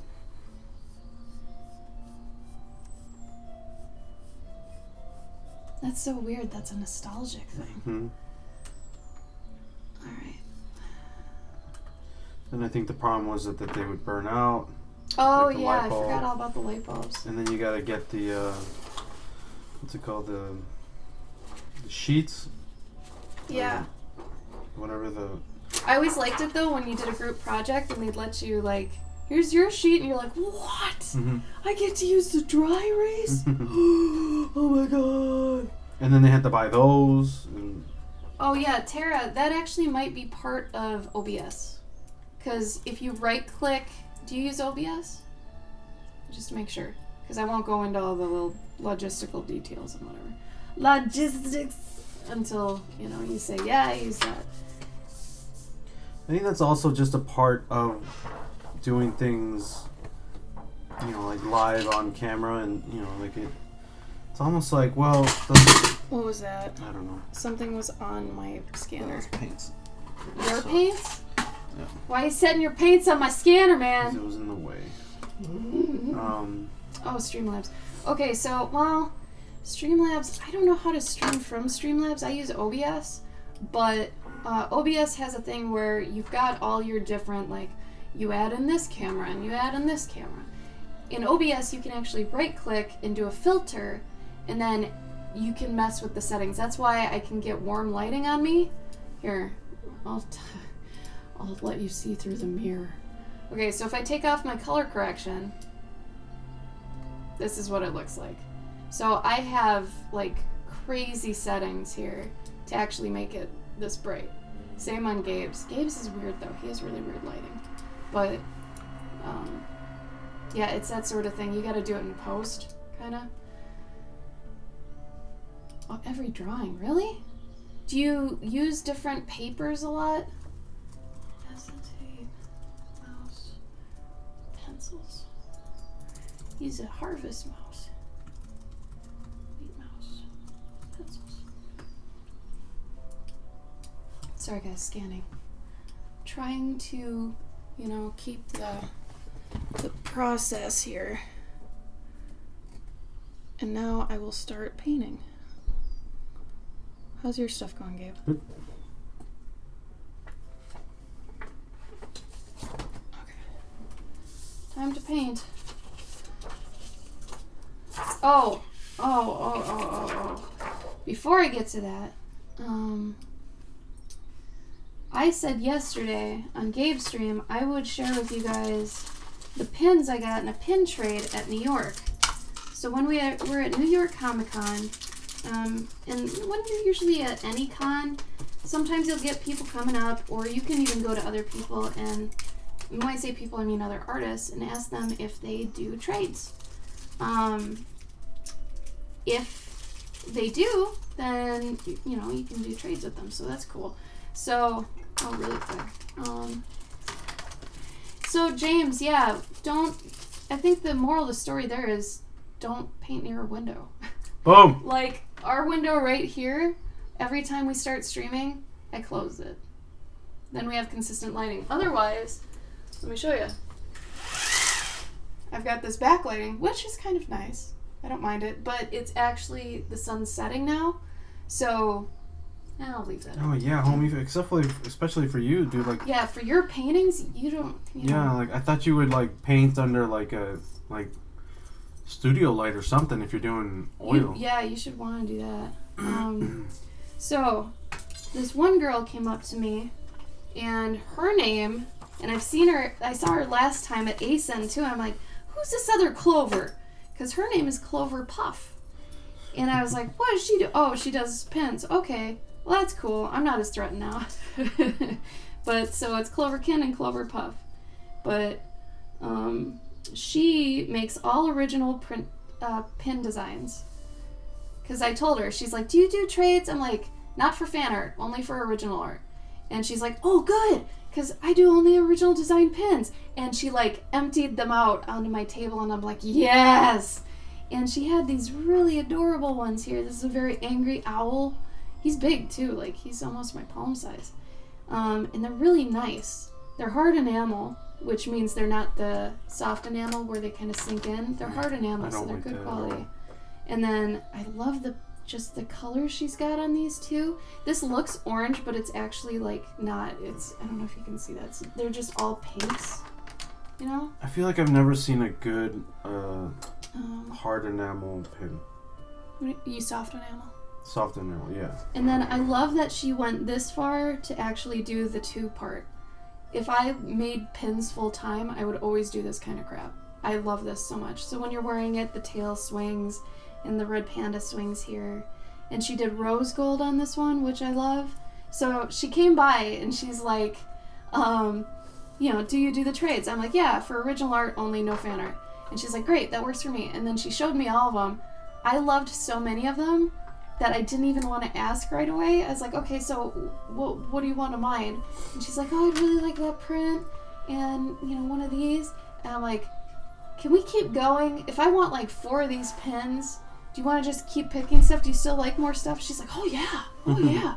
So like we went crazy on each other. It was really cute. So she's Clover Puff Art on Instagram.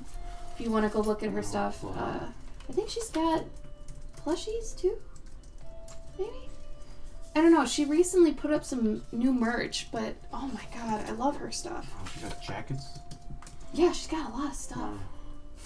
She's just great. And she's so sweet. Like, ridiculously sweet. I loved her. Loved her on contact. She was wonderful. I'm gonna erase this, because this is driving me kind of crazy.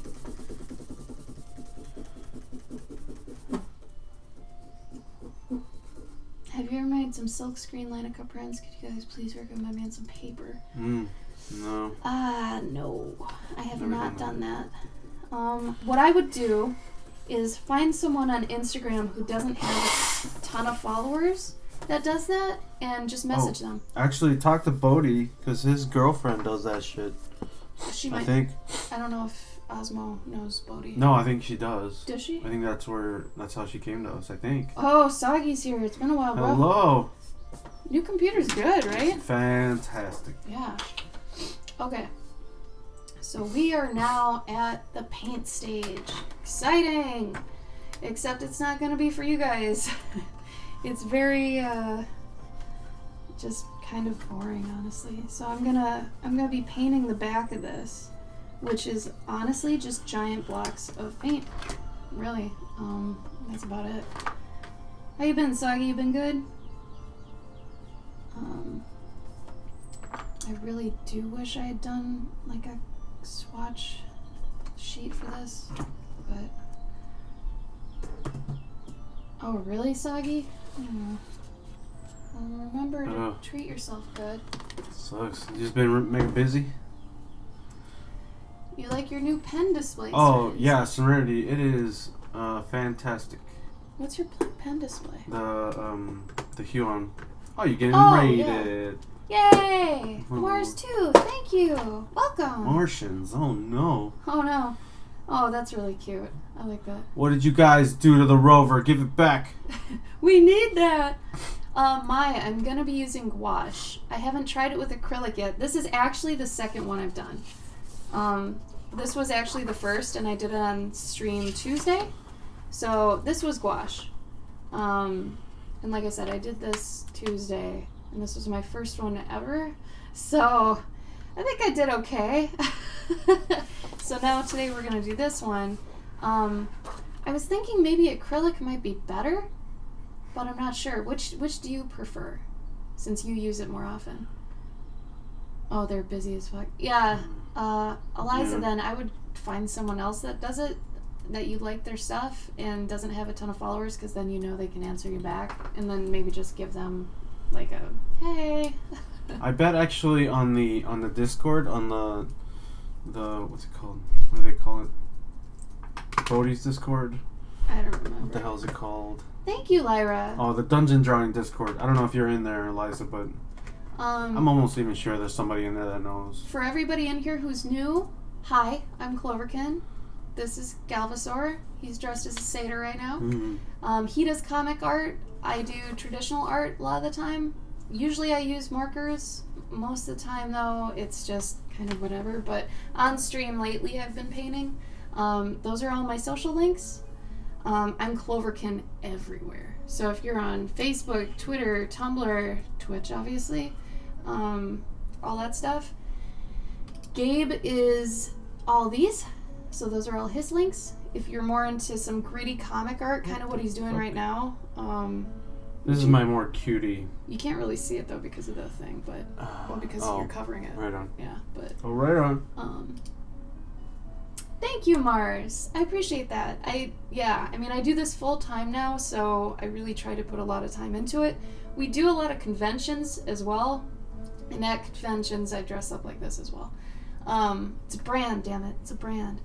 But yeah, we do 1 to 2 a month usually, which next year we're going to cut down a bit, but yeah, we're in the convention sphere and it's crazy. So, Wheat Mouse is cool. Thank you, Sagi. Yeah, so we don't always do this either. This is kind of a special stream. We were showing off Gabe's satyr ears. This is his first time wearing them. Because our next and final con for the year is Fairy Con. And Gabe doesn't have a table this time, but I do. He's going to help me with my table, so I wanted him to dress up. So we got him some satyr ears, which really kind of fit his aesthetic, because he's kind of already got the beard for it. So we were like, let's just ride that train. So he's going to be a satyr at the con, and I'm going to be my elf self, you know. But when it comes to the Twitch streams, usually we reserve the dual stream for fun occasions. We do special streams sometimes where we'll do, where you can buy a super cheap commission and we'll do it on stream right then and there. But most of the time it's just like me, and then, here, I'll show you. Yeah, usually the streams look like this. And it's just me and you. But other times when we do this special thing, I bring in Gabe. But he has his own stream too. He streams Mondays and Wednesdays. I stream Tuesdays and Thursdays. So if you like his art, make sure to follow him too. You gonna get horns too? Yes, oh, yeah. We do have horns in the other room. However, I have to figure out a different way to affix them to his head, because they're on an elastic band right now, which is what they come with. But I really wanted to make him like a nice kind of almost 80s feel, like Conan band for his head, and then just attach him that way. That way, at the convention, when you're moving around, you're going up and down, you're drawing at your table, you're moving around a lot, then they won't move. I don't want them to move, because when I've worn horns in the past, they will go everywhere. So yeah, we have horns, but I gotta get them affixed. We better have gotten hooves. No, we're not going to go that far. No. I think the farthest we'll go is maybe giving him a little deer tail clipped on, but... I think also I'll be behind the table the whole time anyways, yeah, so you can't see He's just a booth babe. Yeah. You'll just see him kind of like he's now from there up, so... Really, Tara? Really? Wow. Yeah, we do go to DragonCon. Yeah. We've been there the past... 2 years? Mm-hmm. We were there this year, so... If you were in the Artist Alley and all, you might have passed us. Right, Ebony? Like, his beard just fits the satyr look. And especially if we grow it out a little bit and we curl it down and around, we're totally there. I think we've both been guests the past 2 years. Yeah. Oh, yeah, that's a good point. And that's why I was thinking, because when I was using it the other night, I didn't use it with any water, and it behaved the best. So... I'm thinking either acrylic or, like you said, acrylic wash. It'd probably work way better. So, I'll have to still experiment.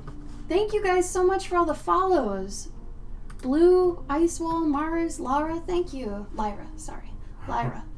Thank you guys so much. You probably did pass us. Yeah, we were both there. We were in the Artist Alley.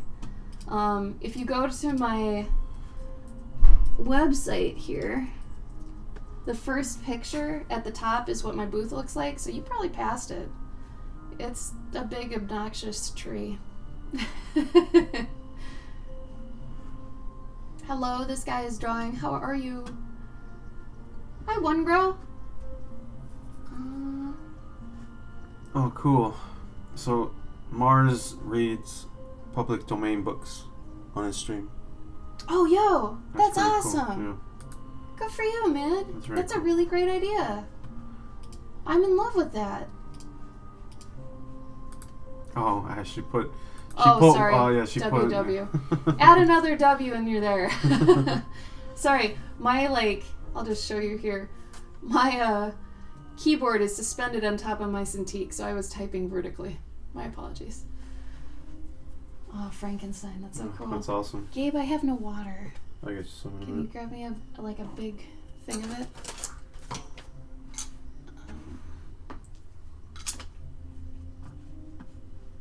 Yeah, thank you guys, Drawing. If you were the one that suggested me, thank you. I really appreciate that. Oh. Jazzy, I have no idea what it is. And apparently, it's, I just have a friend who uses it, and it says it's the acetate alternative, but it's Duralar. And I guess it's used for whatever you want. It's just another canvas to work on, really. I don't even know what there's no water in that. You want a lot of water? All the top, yeah. I don't even know what industry would primarily even use it. Because it's frosted, it's not completely transparent. You can still see through it. It's very strange. But seems to me like it's just for hobbyists. Or graphic design, maybe. I don't know. But my friend uses it, and I wanted to try it. So I tried out her methods while still keeping my steez in it. But yeah, I'm the same way. I have no idea. No, Asagi, I actually don't use water with this. The only thing I need the water for is to switch colors. I hate to ask. What? Can I get some napkins? Oh, yeah. Thank you. Hey, Kaiser. Oh. Finished painting I posted on Instagram. In my story? My Insta story one of this guy?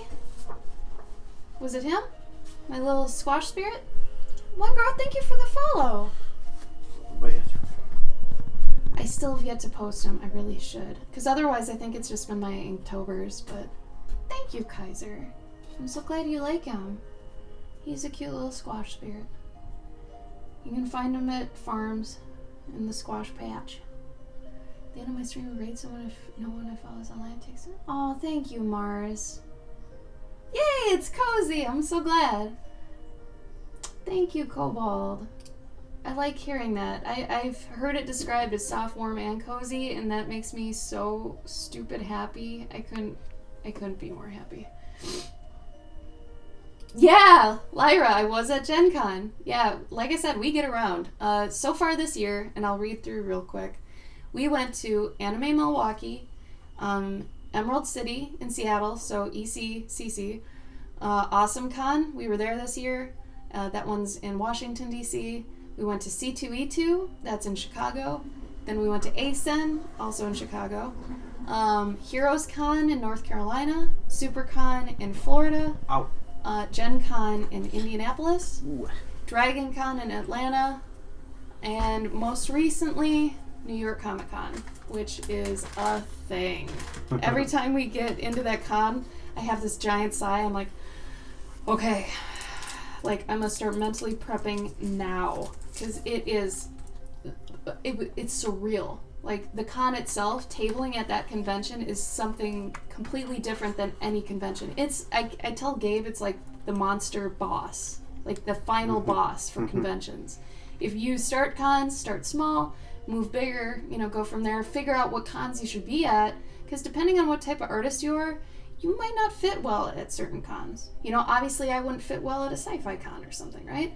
Gen Con, like a glove. But depending on you and your demographic, you're going to do well at other cons and then kind of weed out the cons that don't really do much for you, So it's good to always kind of be aware of that, but New York Comic Con is a monster.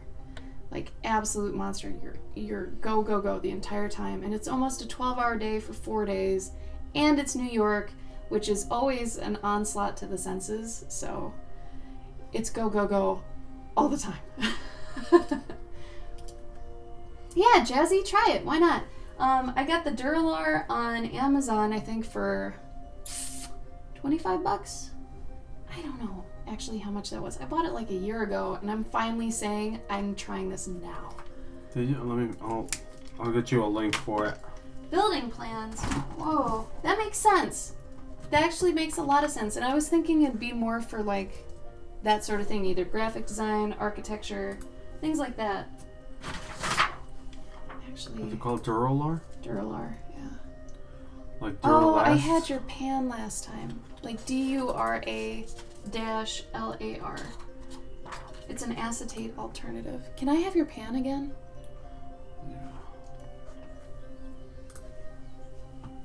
Are cons where you get known, or should I get known before I go cons? It's whatever fits your situation, I'd say. Honestly, some people do better at kind of getting a presence online, but you have to really grind at that, or have a style that's super viral centric, or already be doing content people like, which the big joke in kind of the art field is that if you draw girls and flowers, you're going to sell so much. And it's kind of true. Like, some of the biggest artists you see in kind of the art sphere for freelance artists, they draw girls and flowers all the time. And it's usually a girl being super delicate, and she's got like cherry blossoms or some crap. So that's the safest thing to draw. Gabe and I don't really cater to anything. We do what we want, which is really what you should do. Don't do fan art. Don't do anything like that. Do what you want, and the people will follow. Because I guarantee you, no matter what you enjoy drawing, there are people out there that'll like it. Like, you have a demographic for what you like. Because obviously, you go to a geek con or something, obviously these people all are into the same stuff.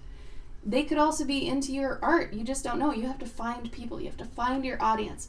Once you do that, dig your heels in, right? Dig them in and stay there and make yourself just grow from that point on, right? So my first year doing cons, it was very much touch and go. Like, well, what do I think about this one? That one didn't break even. No, get rid of that one. By this time, I've already figured out I need to go that one, I need to go that one, and that one. And it just takes time. It's a lot of trial and error. It can be a big money sink. So you have to kind of be prepared for that. You have to treat it like a business.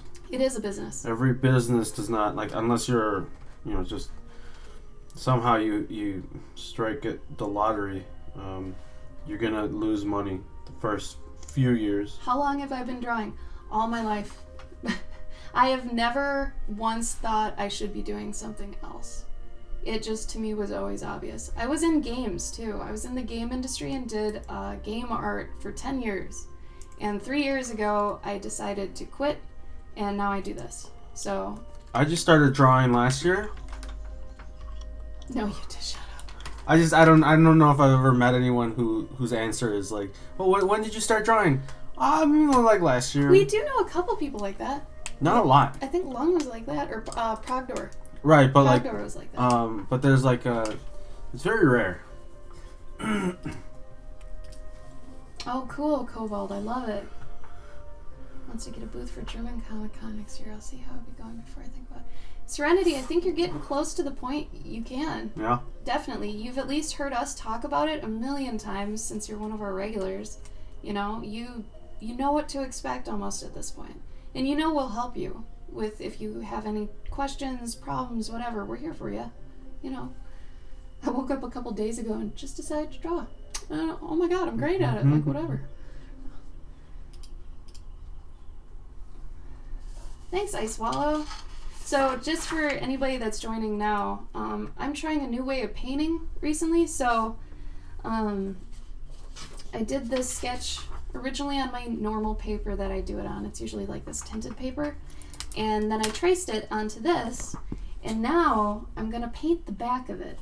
And luckily now I have an example. I did this the other day. If you want to see how this was made, you can go back in my streams, and Tuesday. I did this Tuesday, right? Tuesday. Yes. I did this guy. So what the next step for this is I'm going to turn it around. This is the back. So I'm going to paint it like I did here. So for a while on the stream, you're just going to see me covering up lines, which might drive people a little nuts. But when I'm done and I flip it over, it'll look pretty cool. So there's a reveal aspect, but she's way more popular. She's not bringing it. Well, maybe she needs a booth buddy then, Serenity. You could help her with her sales and stuff. That's super important. Like, especially, like, you know, when you do get more popular, I'm not even, honestly, to a popularity point or anything like that, but even at New York, I kind of wish I had somebody helping me. You know, that also maybe she's in the wrong area, or maybe she's buying a booth that's too expensive. Maybe, That could be. Yeah, don't get an exhibitor booth right away. For anyone that's planning on doing conventions, do not get an exhibitor booth. Gabe and I are at whatever level we're at. He's been doing cons for 20 years. I've only been doing it for 3 years, but I have more industry experience than him, so we kind of met in the middle. But he had information and experience I didn't have, and I had the same that he didn't have. So, good compliments, you know. So we actually used to give convention mentorships, too. If anybody is interested in that, we can kind of give you a document that has all our stuff. But we probably won't give the entire mentorship anymore. But we do still have a document that both him and I wrote that tells you how to go to conventions via driving, via airplane, whatever you're going to do, getting there, and tell you how to travel with an entire booth setup and stuff. It can be tough. But yeah. Oh, let's see. Was it Rossiana? I don't even know. Oh, her sister's going with her. No, exhibitor booths are not Artist Alley. Exhibitor booths can get up into the thousands. Artist Alley tables, at least in the US, don't usually exceed $500. It's usually $500. Unless you're at Otakon. Otakon Artist Alley tables are like $1,000. Yeah. I've never been there, but that is way too much money for an Artist Alley table. Oh my god. We don't really do them anymore, Buggles. No. For you Twitch people that are here when we kind of were doing them, we'll still offer them, but probably not until next year, starting in like January. We're crazy now through the holidays. So if anybody, I'll bring up the mentor sheet here. So these were our mentorships. So if you wanted to learn how to start doing Twitch and do kind of the thing we're doing, I show you how to do an overlay and all that kind of crap, because actually it's pretty similar to doing game art, I'll be honest. So I was kind of naturally already prone to making this kind of stuff. So I've got that behind me, conventions, commissions. I do probably about 200 commissions a year. My commission board right now has easily 50 on it, and this is throughout a whole year going forward.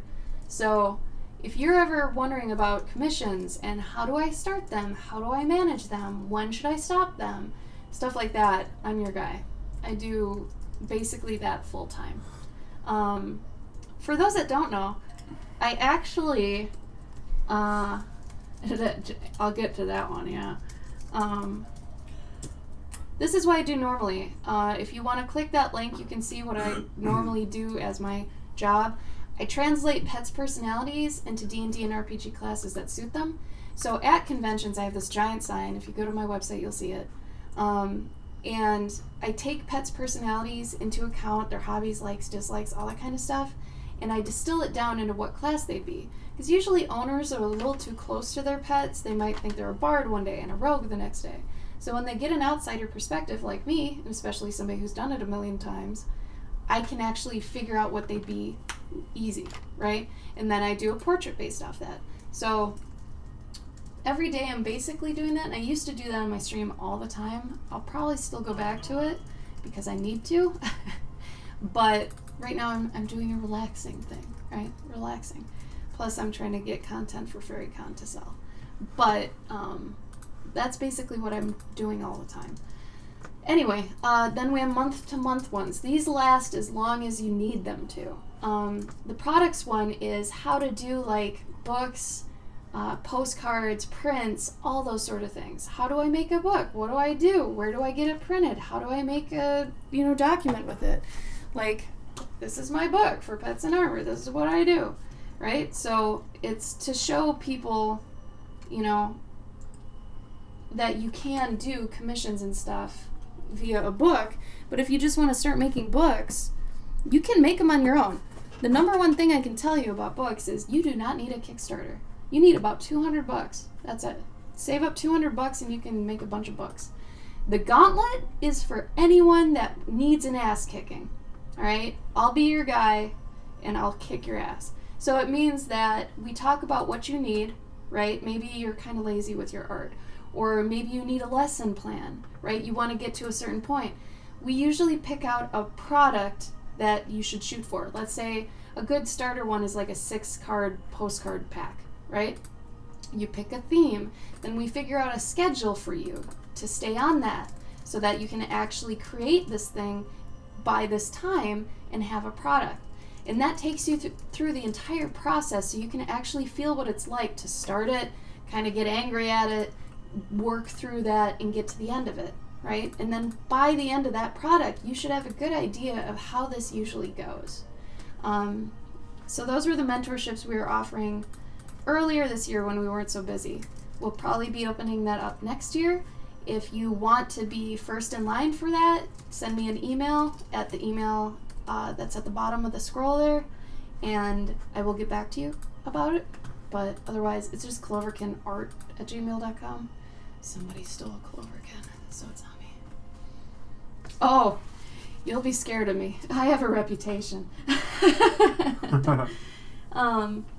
But yeah, so we figured it out. Let's see. Her name is DX. Did you already? Yeah, I looked her up. I mean, what is she selling? Because, I mean, 100 and... Cobalt, yes I can. 150 euro is like less than $200 in America. If she can't make back her 150 euro, like, I'm wondering what she's selling and what else other people are selling there.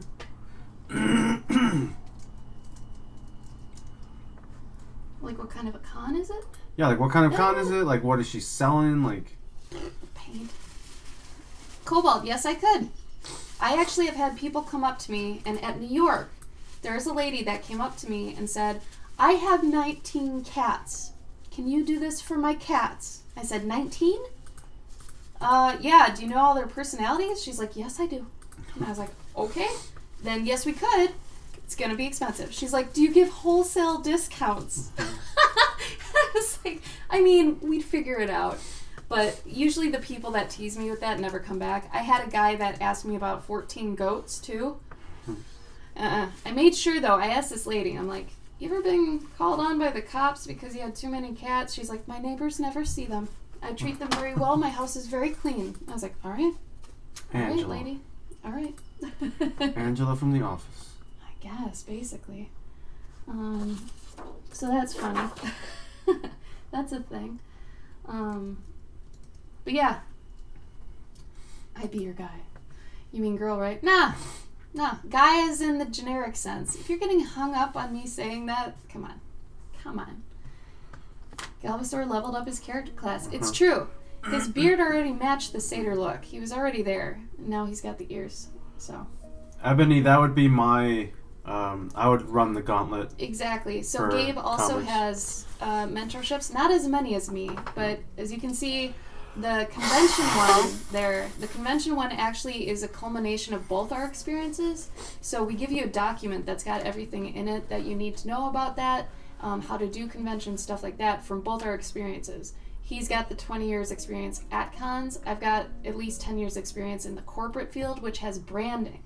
So with the Twitch one and with the convention one, you end up getting a branding workshop too, where I take you through how to figure out your brand, right? How to be a Cloverkin, so to speak. Because there are rules to making a good brand name, stuff like that, and that's what I bring to the table. For Gabe, though, he only has really 2 mentorships. He's got the watercolor gouache one, because primarily he's actually a painter. He is a comic artist professionally. He's worked for like DC, Marvel, Oni, all that stuff. But in his like free time, I'm gonna say, he's a painter. If you want to show your paintings, you can. But so he does the watercolor gouache mentorship, and he also does a comic mentorship. So his are harder to get into, I'll say though, because Gabe has prerequisites for his that you kind of need to meet to be able to take the class. You know, some paints. These are sketch card size paintings. So they're about the size of your palm. Yeah. This one I like a lot because it's like shimmery. I don't know if that shows. It's kind of shimmery. They clean me out in New York, man. I don't have a lot more paintings, but this is marker. So I kind of touch on marker sometimes. But anyways, that's crazy. I don't have that many paintings. Yeah, Crazy. we got picked over for all our art at New York. It was kind of crazy. Cobalt, I get crazy stories, man. You wouldn't even believe it. Especially since I've done like 200 of these portraits at this point. It's nuts. It's absolutely crazy. The type of people that I've had, the type of animals they have. The most exotic pet I think I've done was a tegu, which is a giant lizard. MacGyver. Yeah, MacGyver. If anybody has seen, there used to be this viral lizard that went around on Facebook who his mama fed him with chopsticks. And his name was MacGyver. That's a tegu. If you've ever seen those videos, he's a tegu. But I've done like horses, numerous dogs and cats. If you have a small animal that's under the size of a rabbit, I give a discount because A, obviously I love rodents and I want to draw them, but B, they don't really live as long. You know, and I didn't think it was fair that for something that lived like a fourth of the time as these other pets, that people would have to pay as much. And usually their personalities are a little bit easier to figure out. I actually got a 4 hamster commission that I can't wait to do. That's going to be really fun. Because, even hamsters have different personalities and stuff. Oh, Jazzy thinks she got the coolest sketch card of the bunch. Oh. You probably did, Jazzy. Yeah. You really probably did. And then Gabe also had a new book he was selling at the con. Really Still cool taking idea. pre-orders on. Yeah, still taking pre-orders until he ships them, which probably before the end of November. Yeah. Or actually, it'll be end of the month. Oh, did I say end of November? Yeah. Sorry. God damn it. Before the beginning of November. Yeah. But it's called Meat Legends. And it is just a bunch of obituaries of living or dead legends. Right? So every legend has like a little description. It's really good for those of you who do like D&D campaigns and stuff who might need like an NPC or something like that. You can basically open the book to a random page and get a random character. And it's like the size of a palm. So it's kind of a cute gimmick.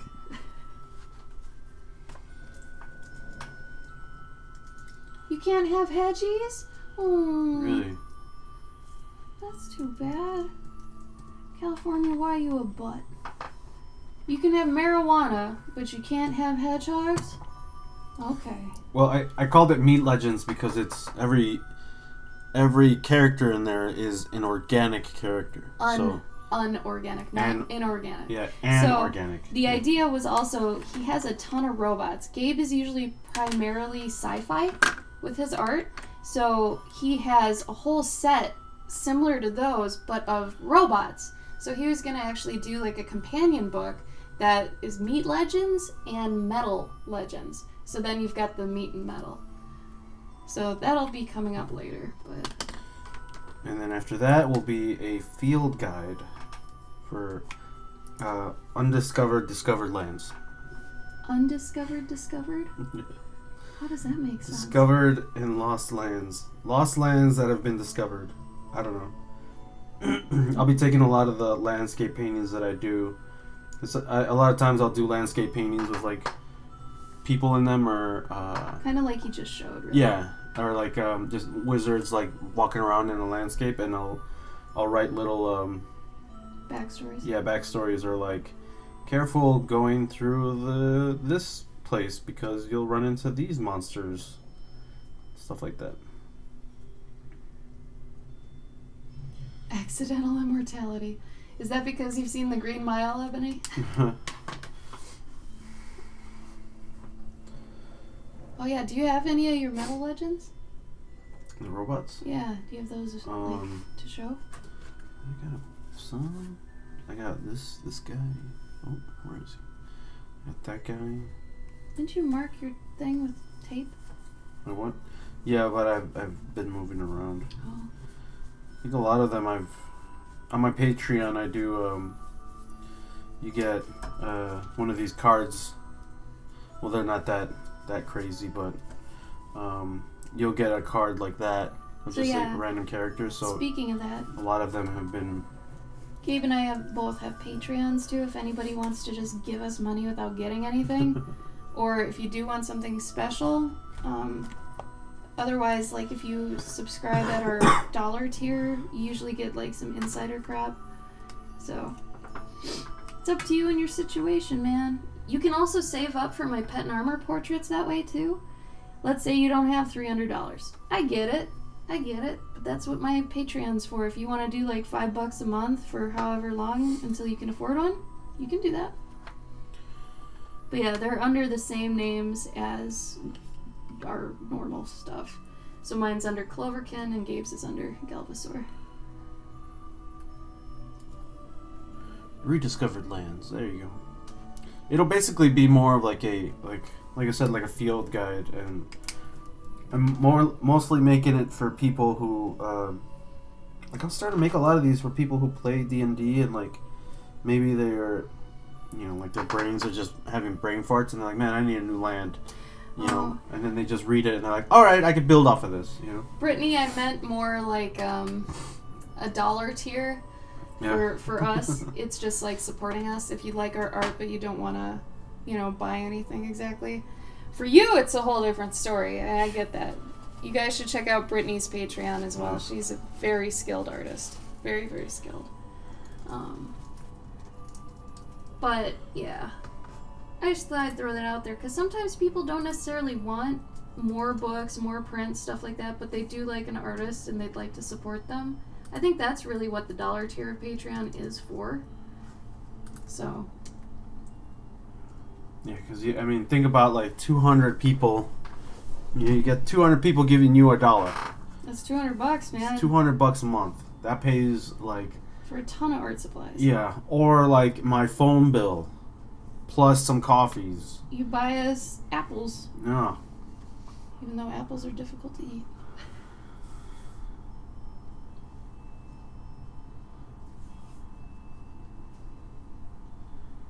More or less. So if you look at my Etsy, I do D&D character commissions as well as obviously animal ones, but my D&D commissions, I want them to be fun for me, and since I'm not primarily into drawing humans because I think they're boring, sorry, I make them chibi. Mm-hmm. So they're really cute. So I do human D&D commissions, but they will be chibi. So if you go on my Etsy, which is basically just bit.ly/Cloverkin, you can see that I've got a D&D commissions that's just chibis. Chibis. I, on the other hand, do full... Yeah, Gabe goes all out. Yeah, like I do full on, like, that thing. D&D commissions. Also, Brittany, I'm glad you're here. We miss you. Yeah. I've only done a few... Because I only really just started, like... I don't want to say just started getting into D&D. Like, I've always been a fan of fantasy, but... Yeah. Like, I've just been on, like, a massive robot kick for, like... 10 years. 10, 20 years. And now I'm starting to sort of get... I'm gonna blame me. Yeah, it's her fault. It's just, I feel like fantasy has so much that you can offer with it because it's so based already in our world, where sci-fi is very much a what-if scenario. Like, it's very much what-ifs. Yeah, Serenity. Yeah, competition is stupid high for D&D commissions. But, yeah. That's the same as saying, well, aren't burgers, don't they have a big, competition? Like, you got Burger King, you got Wendy's, you got McDonald's, you got Arby's, you got, countless other people, but, like, you got your favorite, or like, yo, I want to try this one, or I want to see what this burger tastes like now. I think that's just artists in general, too. Yeah. And honestly, Gabe is the one that, when I was like, man, there's so many artists, blah, blah, blah, and this was years ago, he's like, yeah, but, you know, there's so many people, you know, and you can have people that keep coming back to you, aka super fans. Yeah. And also, like, people like me, I ask people to do commissions of Cloverkin. And I love seeing different styles. So my whole thing is going around and finding different styles to see her and, you know? And I think a lot of people do that. From what I've noticed with conventions, a lot of people have their OCs and they like people to draw them. So it's pretty cool. Because, I mean, if that was the case, then... bye, Jazzy. Bye, Jazzy. There would be only 1 or 2, maybe 5 D&D commission people in the world. That's why we don't really use it as our main commission base. It's really just kind of there. And if you want to see our style as your D&D character, cool. Otherwise, you know, go find somebody who speaks to you, you know. Ours is just kind of there like, yeah, we'll do it, you know. Because when it comes to Etsy, it's better to have it up there and, you know, have it as an option than to not. Blue, to answer your question... Tara, yes, do it. Message all of them. Message every single one. Because, you know, chances are, you know, you might find one artist that, like, is too busy. Or one just doesn't want to do webcomics. But, you know, like, you make 0% of the shots that you don't take. Or some shit. I don't know. You know what I mean. You know what I'm saying. You miss all the shots you don't take. Boom. Tara, yeah, I would love if you did one. Anybody that does Cloverkin fan art, I will feature you on my Insta story, I swear to God. Yes, there is a reference sheet, actually. I gotta put that online. You know what? Maybe I can do that real quick. Yeah, I'm gonna do that. Hold on. Give me 5 minutes. Also, Blue Kobold. Know that if you offer pay, your chances of finding a creator are gonna... Oh, yeah. And like, some compensation of some kind. Exponential. You know, if you have something that you do that, you know, maybe even you could trade for, that might work too. But you can't do for free. If you want quality and something that could potentially get you something in the future, you're gonna have to pay for it. I did a webcomic. It just ended for 10 years. 10 years! You're nuts. It's over now. It's the Kickstarter for the last volume is going on right now. Actually, I guess for anybody who Tara, enjoys... I'm gonna do this real quick, though. For anyone who enjoys kids' comics, I guess, or you yourself are a child, or you yourself have children or siblings or whatever. It's good for kids. But I did that webcomic for 10 years, and the guy paid me, like, he started off by paying me $25 a page, and I did full color, full everything. Lettered it, all of it. $25 a page for like 7 years. And then I started going out with Ashley. Well, it helped that he had another job. He has a day job. Yeah. And he also has a passion for his own project. And he also understands, you know, that artists need to eat, and that if he really, you know, puts his all into it, he will get money back. Yeah. And I gotta give him credit for that. Like, he actually stuck with his project. Oh, yeah. Yeah. He was gung-ho about it. This will be done in no time, Tara. I'm almost there already. Oh, see, Blue, then, like, man, you got it, that sounds like a formula for success, then. We're all starving here. I mean, we're not really starving, but we're pretty good. Yeah. That's because I'm smart. Yeah, she's my accountant. I'm your financial advisor. I'm your life coach. I'm not getting paid. No, I'm just kidding. All right, let's see if this works. So for anybody that wants to do Cloverkin fan art, here is a page. .com/Cloverkin press. Does this work? Haha, dope. Here you go.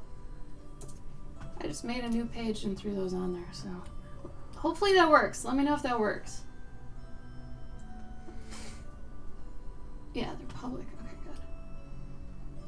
That should work.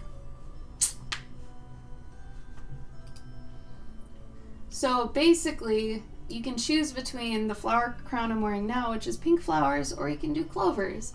And there is a hamster mount if you would like to put him into it. It's up to you though. But it's really weird. I never know to use first person or third person when I talk about Cloverkin. Because I made the character, which is me, before I did reference sheets for people who wanted to do fan art. So when I give them the sheets, do I say me or her? And then I feel crazy at some point. I do have a coffee. Yes, I think we both do. Yep. Yeah, we both have coffees. Yes, Mage, this is the paper I use for the pumpkin guy. Yeah! Oh, Brittany, you remember. Yeah, I'm a January 17th birthday. I think it's Jim Carrey's birthday. So if you can remember that. January 17th. 117. I always think about Halo and the fact Master Chief's anyway, never mind. Actually, Adorable Kitten wants to know, how do you go about charging for your time appropriately? I make soft sculptures, so everything I do is one of a kind. Very good question. For anybody, I would say that starting to do freelance work, that you want to get paid for your time, you have to take into account not only your materials, but just the fact you want to be getting paid more than minimum wage, right? An hour. So at least be making $20 an hour. And this is where it can get a little expensive, because obviously if you're sculpting, it's going to take, a good amount of hours for something bigger and stuff like that. But start at 20, and then if you work 4 hours on something and you're like, $80 really feels too low, bump it up. Put it to 120. Try something like that. See how it feels. Know it's worth your time. Then also make sure you factor in like the clay, or what your materials are. If you had to buy anything specifically for that sculpture, take all this into account, and then once you get to the point you're actually supporting yourself with it, you have to take taxes into account. And taxes, usually a good rule of thumb is that they're going to take 1/3 to 1/2 of whatever you make away from you. So by the end of the year, obviously. So my pet portraits, they're $300, but technically I'm only getting paid like $150 for them because of taxes. So there's that. But I think starting at the $20 an hour level and then adding on materials is a pretty good place to start. Ice Swallow, I am 32. Gabe is 38. Thank you, Mage. Yeah. So, for anybody who's wondering what Mage was talking about, is this guy. I'm doing the same thing with this one, but this was the guy I did on Tuesday. So if anybody wants to see how I did this one, you can go back in my Twitch streams and look. Ooh, that's cool, Serenity. Oh, bye, Tara. Thank you. Bye-bye. Thanks for coming.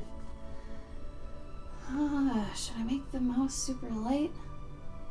I think so. I think that'd be really cute. Oh, thank you, Kobold. I think Gabe does, for sure. I think it's his Mexican genes that actually make him look a lot younger than he is. We also don't party. We do not party at all. We don't smoke. We don't drink. We are the most fun wet blankets you'll ever meet. We sleep. We sleep a good amount. Honestly, the worst amount of sleep I probably get a night is 7 hours. The best is usually 9. But, I don't know. I think that's the price you pay, technically, for being freelance, Like, you can choose your hours and stuff, which is the nice part, but at the same time, you gotta work hard. And potentially all day, and sometimes all night. So all day. Oh, I need a white. Oh no. What is this music? Oh, it is royalty-free music I have found online. So I didn't want... A lot of the time, Gabe and I give information, like you've been hearing already, about the industry, imparting our comic and video game knowledge we have, and we don't want it to be muted. So we have to use royalty-free music so it doesn't get muted. So I found some royalty-free stuff I enjoy. There's actually a good amount out there. You know, a lot of the time you think, royalty-free music, it's gotta suck. It's not always that bad, actually. So I found some good stuff.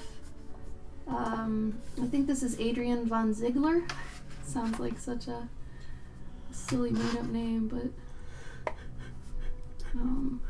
yeah, but you can really find, like, you type in medieval music. Also, for those of you who do, like, D&D campaigns and stuff, a friend of ours told us about tabletopaudio.com, which sometimes we'll even use on here, because it is royalty-free, and it loops, and it's really good for, like, ambience.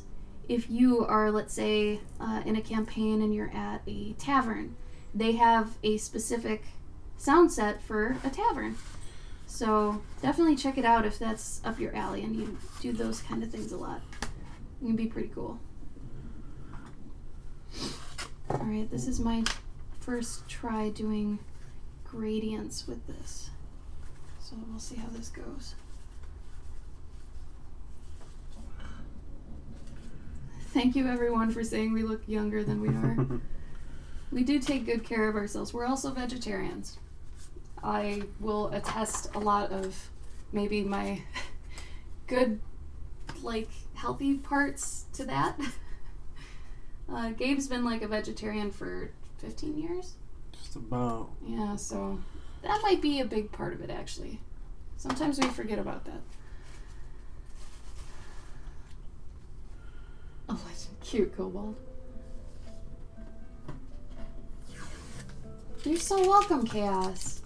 You should be. Yeah, get excited, get motivated. If you ever lose, like, yeah, Indugu, that guy. But Chaos, if you ever kind of lose motivation and stuff, come back here if we're streaming and tell us what's up. Because we're pretty good at not only motivating and getting people, like, back up and in gear, but we've got, like, some mind hacks that you can use for, you know, when you're not in the art mood and stuff like that. What do I do? What do I do when I'm not inspired? Things like that. We can tell you a couple things to try to get your motor going again. Because, yeah, it can be hard, especially if you're not used to doing it all the time. You know, we like to give people at least, you know, ways to combat that. Because in the beginning, yeah, it's hard. And it's supposed to be.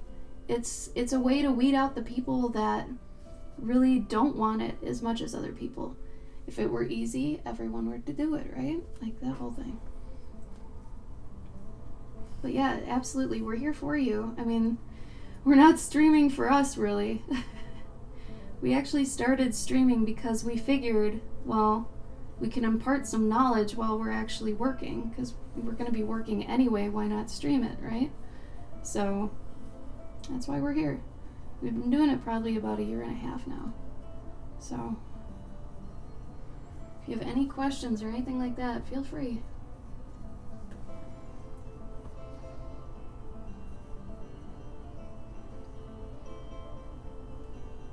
Did I miss ranty time? No, Galen, you did not. I honestly try not to go back to those rants very often. That's why I made that website. Because I had so many people that, well, my regulars would hear it all the time. We'd get somebody new in there that's like, well, what do you mean? Fan art's bad? What do you mean? And I'd have to go into the whole thing again, and sometimes it took, like, a couple hours. Like, I'd get into it, because I'm very passionate about this. So, we're doing good. We're doing good. So for anybody who's wondering about the rant that Galen's talking about, I'm getting somewhat of a reputation for being a very anti-selling of fan art advocate. And I think it's well deserved, honestly. But yeah, Brittany knows. Brittany knows. For anybody who wants to know more about this, because selling fan art is illegal. If you find anyone who's doing it that doesn't have permission to do it or doesn't have a license, don't buy from them, please, because you're helping them steal from other creators. And creators should not steal from creators. If you want more information about all of the reasons it's illegal and why it's bad for you as an artist, please go to that website. Because really, it's not even so much about the legality, because that's pretty obvious.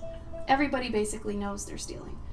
It's more about that these artists that are primarily doing fan art are wasting their time and their efforts into something that's going to get them just some money for now, stolen money, mind you, and they can't eventually use it for anything.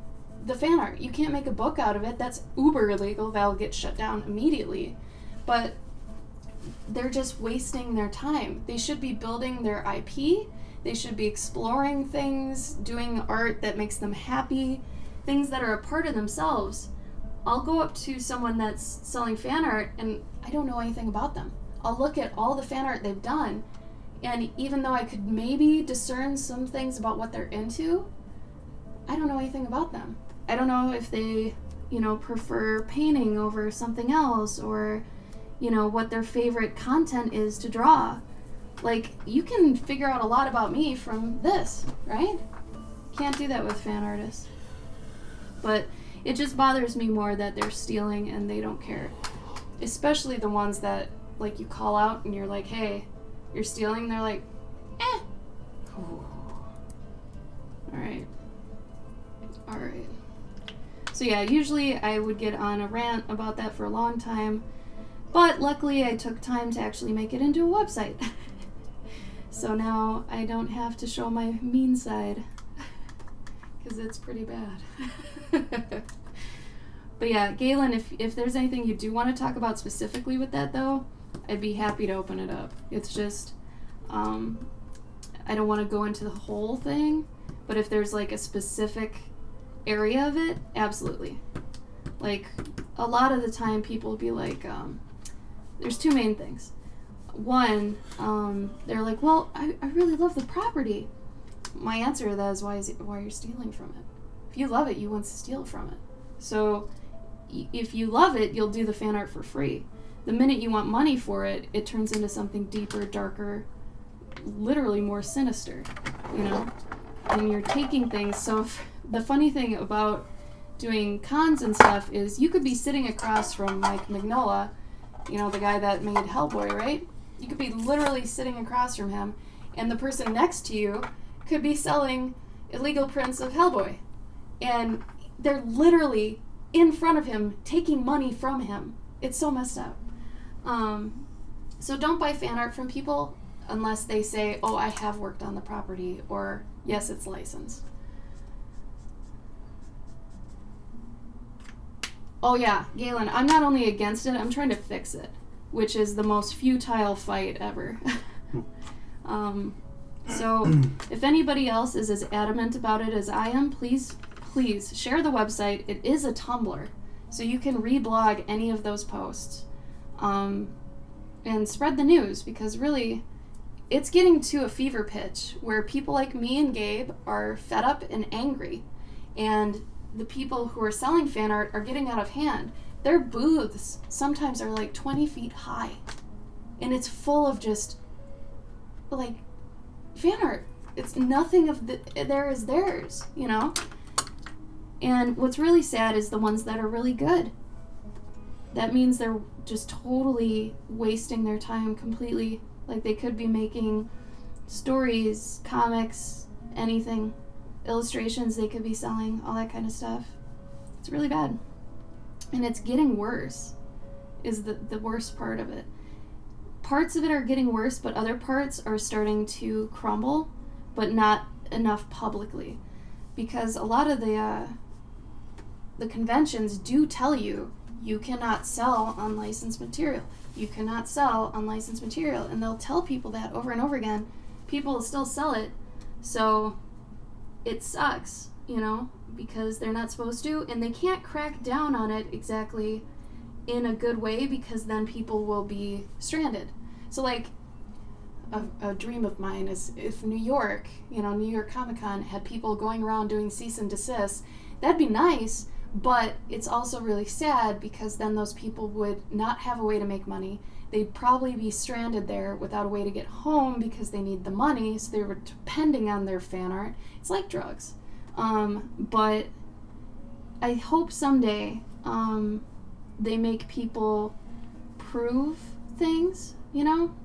So, example, there's a con called OhioCon, which is in Ohio, and they actually make you prove you won't be selling any fan art, which is what I think the first great step to actually fixing conventions. Because Gabe's been in the convention game for like 20 years, so he remembers what they were like when they started, and they weren't like this. There was no print walls. I mean, yeah, you might have some people like, you know, everyone had like one or two little, you know, their little prints of their favorite characters or whatever, but it was never like this has reached an epidemic where it's like people think you need to sell fan art to survive at a con. We have seen so many, starting cons, here's what you need. And they always say, start selling fan art, then you'll be successful. No. I've started to find these websites and actually call them out and say, no, you cannot teach people this. That is wrong. Please stop. Like, it's horrible. And if any of you see anybody doing that, please do something. Please do something. I mean, I know I'm kind of pleading here, but it's so bad. Like, the girl next to me at New York was super, super skilled. Like, she was really damn good. And she was doing mashups of famous paintings and Nintendo characters. And she was making bank. And I had to put up a sign at one point that said fan art is illegal when she got a line that went in front of my table. Because the problem is consumers can't tell who's a legitimate artist for that product and who's not. A telltale sign is if someone has a ton of different like fan art from different IPs. They're just doing turtles, like Ninja Turtles, they might actually be a Ninja Turtles artist. That's usually a good say-so. I think a lot of times too, if they have a banner and it's got like Spider-Man on it, and it, you know, it looks really good, then they've worked on Spider-Man. Maybe. Yeah. Because there was somebody that had a Zelda on their banner at New York, and I know they didn't work for Nintendo. If it's any Nintendo product, 1,000% guaranteed they've never worked on it. Yeah. One girl, what time is it where we are? It's 6:30 p.m. Just traces out. No. Oh my god. Galen, if you want to just, like, if you're around him at some point and his table is, like, empty or he's not there, put the website on a piece of paper and put it on his table.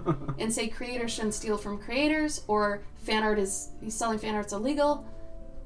Something. You can stop it. You can do something about it, because a lot of people, this is the worst part, a lot of people don't even know it's illegal. And when you tell them this, they're like, wait, what?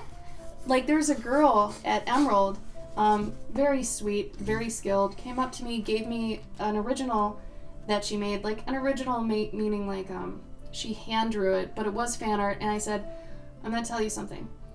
I'm so honored you gave this to me, but at the same time, it's fan art. Are you selling these? And she said, yeah. And I gave her my whole spiel. I opened up on her. I tried not to make it mean, just factual. And she was scared. And she hasn't done fan art since.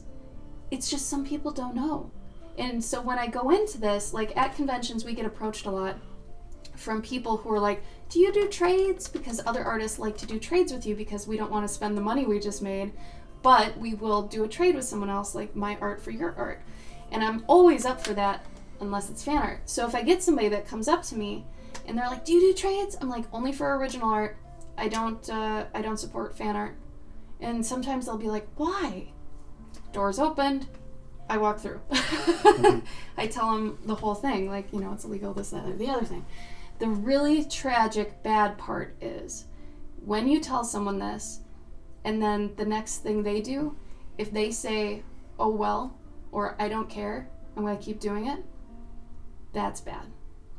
Because that's an actual moral flaw. That's telling you they're okay with stealing. I'm okay with it. I'll steal from another creator, whatever. I can't be friends with those people. I won't be. So anytime I find someone and I give them the spiel or whatever, I've lost friends because of this, and honestly, I'm more than okay with it, because that is an actual character flaw. If you think about that long enough, like if they're okay with that, why can't they might steal something else, they might steal from you. There's no telling what they'll do then. People that steal, that's not okay. I'm sorry to be a goody-goody about it, but really, it's not okay. Mage, thank you for the 9 months. Now I gotta do my really embarrassing little dance thing for you. I gotta find my sub-shrub, though. Where did I put him? I started packing already, so I don't know where he is. See, I feel like, so should that person have been part of Nintendo? Even if you're part of Nintendo, like, there's only one person who's actually allowed to do any art. So if you have permission, like Gabe's worked on multiple comic titles, right? Like Rick and Morty. I can do Rick and Morty shit. So he could do Rick and Morty fan art and sell it if he wanted to, and it'd be okay. But you know why he doesn't? Because if that was at his table, all his original crap would get overlooked. We actually did that at Dragon Con 2 years ago. He had an exclusive Rick and Morty cover that he worked on. He put just that one thing out on his table. No one looked at his original art for the rest of that day. The next day he's like, I'm not putting that cover out. I don't care if it's $300, I am not putting that cover out. Because no one looks at your stuff. So if you do sell fan art, if some of you are lurking and you do, don't do 50-50 original art, fan art. Go the full 100, because people are always going to overlook your original stuff for the fan art. We call it the candy versus vegetables syndrome. Whereas if your table is 50% candy, 50% vegetables, people would choose the candy. But if it's all vegetables, they're going to choose their favorite vegetable. People will always gravitate towards their favorite thing no matter what you put in front of them. They'll find a favorite, right? That's just people like their preferences. So definitely go to original for so many reasons. But anyway.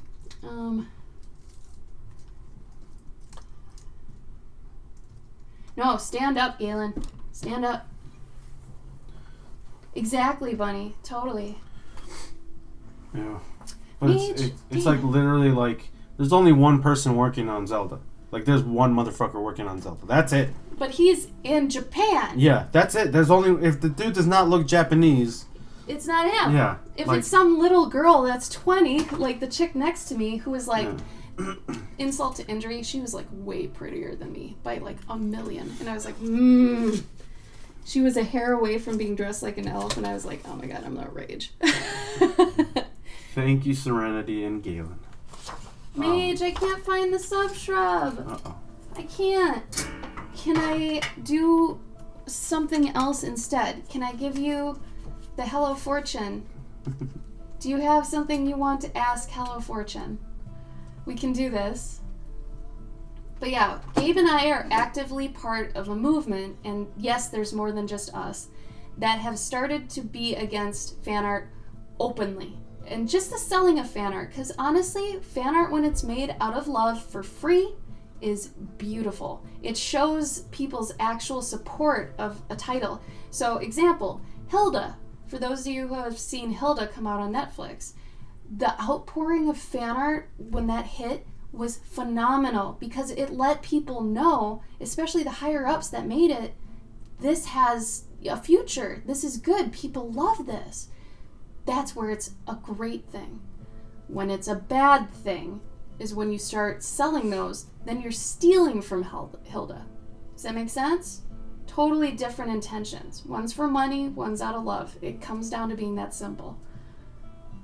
I'm definitely on a warpath. And at first I was afraid. I'll be honest. I was afraid because I didn't want my brand and myself associated with being this angry. But after talking to a couple people that are higher up, that are mad as hell that can't do anything about it. Like, we know people in the industry who, like I said about Mike Mignola, not him exactly, but people in the industry who are watching people take money from them, who are, like, created characters and are seeing people steal from them in front of their eyes. And not only that, but stealing from themselves. That was time they could have spent on themselves. 20 years down the road, they'd be twice as good at what they're doing if they had spent time on themselves instead of fan art. There's so much going on that's just not right with that. And, you know, the people that are higher up we're talking about, they're mad as hell, but they can't really have a voice because they're tied to a corporation, a company. You know, and if they speak out about it, they're going to maybe get fired, things like that. So it's up to the little guys who aren't really even famous yet or anything like that to kind of pave the way. And like I said, it could really affect my brand, and people could not buy things from me or hate me even because I have this strong of a stance on it. But I'm starting to be okay with that because it's something you believe in, you know, and if it's something you believe in, then it's usually worth not dying for per se, but for sacrificing for, right? And girls draw girls. Yeah, oh god. Any tips for a newbie comic creator, Galen asks. Have you done any comics? That's usually Gabe's main thing. Oh, you've been working on a comic book and almost. Make sure the lettering is good. Here, think about your question real quick and a good answer. I'm going to answer Mage. Okay, Hello Fortune. Will Mage finish Reltober? You're going to have to explain Reltober to me. Yeah. I want to know what that is. Will Alt Mage finish Reltober? Yes! Oh! This thing is so good sometimes. I love it. So yes, Mage, you will. You will. You didn't say when, though. You should have maybe given a caveat like this month. But you will eventually. If not this month, you definitely will. But yeah, Galen, I mean, there's like I guess I'd have to look at, you know, like maybe shoot out some sample pages on here and let me take a peek, because one of the biggest problems with people doing their own comics is, like, number one thing that I always see is really bad lettering. Like, they don't know how to letter. Everything else is fine. Like, if your art is like, you know, but if you can't read the lettering, then what's the point? That's like watching a movie that is supposed to have sound and then you can't hear anything, or the sound is really distorted so you can't make out what the people are saying. It's like, well, now I can't even follow the damn movie. Like, you know what I mean? So lettering is like one of the most important things. Like, yeah. Real quick, Chaos, do you think drawing fan art on Twitch is okay or no? All right, this is an interesting and more, I'd say, philosophical thing, and this is really up to you. In the end, this is up to you. So I do know of people that draw fan art on Twitch a lot, and I think it comes down to being true to you and knowing why you're doing that fan art. If you've never seen that property or anything like that, I would say don't do it, just because you don't know anything about it. You know, you're probably not even going to do it well, you know, because if you don't know the characters or anything, you're not going to do it. Look at the root of the word. Fan. Are you a fan of it? But if you are a fan of something, like maybe if I was going to do Zelda fan art on here, I think that's totally fine. I love Zelda, and if I was just, it's an outpouring of love. Right now, the same thing. I love mice. I love micro worlds. This to me is awesome. So as long as you're doing it without real pay, it's okay. And I know there's like bits and subscriptions. Now, if you're only doing fan art on your stream, and that's what you're known for, and you're doing a bunch of fan art you aren't a fan of, and people are suggesting things, and you're doing that and you're getting paid for it, that's getting a little dirty, right? But that's really up to the streamer and what they're okay with, right? It's the same with Patreon, and this is where I get kind of upset too. They don't necessarily sell the fan art, but they're getting supported to keep making it, like Sakimi, all right? Sakimi gives out wallpapers and junk, right, of their NSFW fan art, stuff like that. but they're not getting directly paid for it. They're just getting supported to make it. So still, to me, that's the wrong intention. It all comes down to intention. If you're doing it because you love it, cool. If you're doing it for money, no. That sort of thing, you know? I think then there's two type of artists. I feel there's three. The one that just does fan art to make money, and they don't give a shit about anything. They just want to see the world burn, and those are business people. You know, those are artistic business people. Yeah. Then you've got the guys that, well, I just want to do fan art because maybe, you know, whatever. I don't want to do my own shit.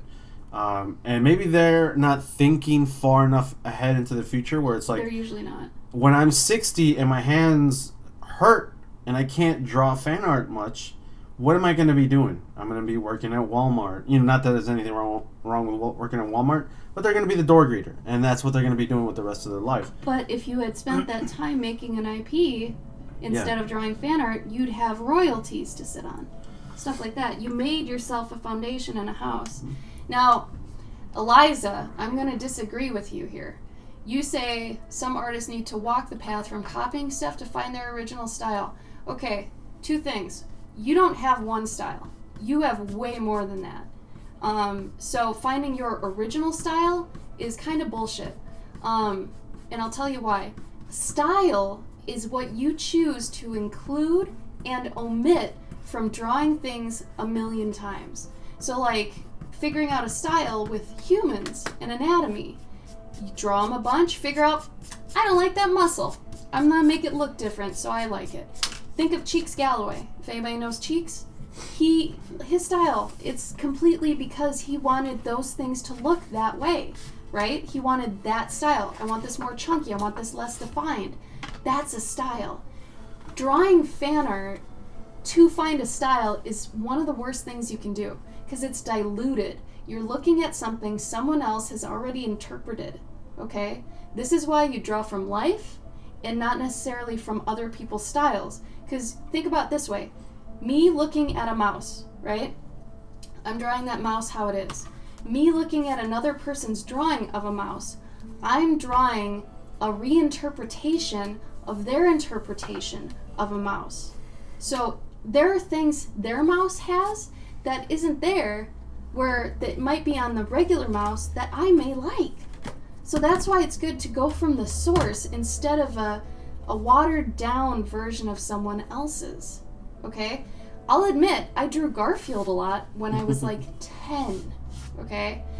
That's the only time I think it's okay to actually be doing it to learn, is when you're actually learning, okay? But when you get to a point where you're getting more professional and you know the difference, break off. It's an umbilical cord. You gotta break off. I feel like also, like, to go off of that, like, it's okay to have more than one style. Like, I mean, said that, yeah. Yeah, okay, so look at this dude, right? Okay? This drawing I just did.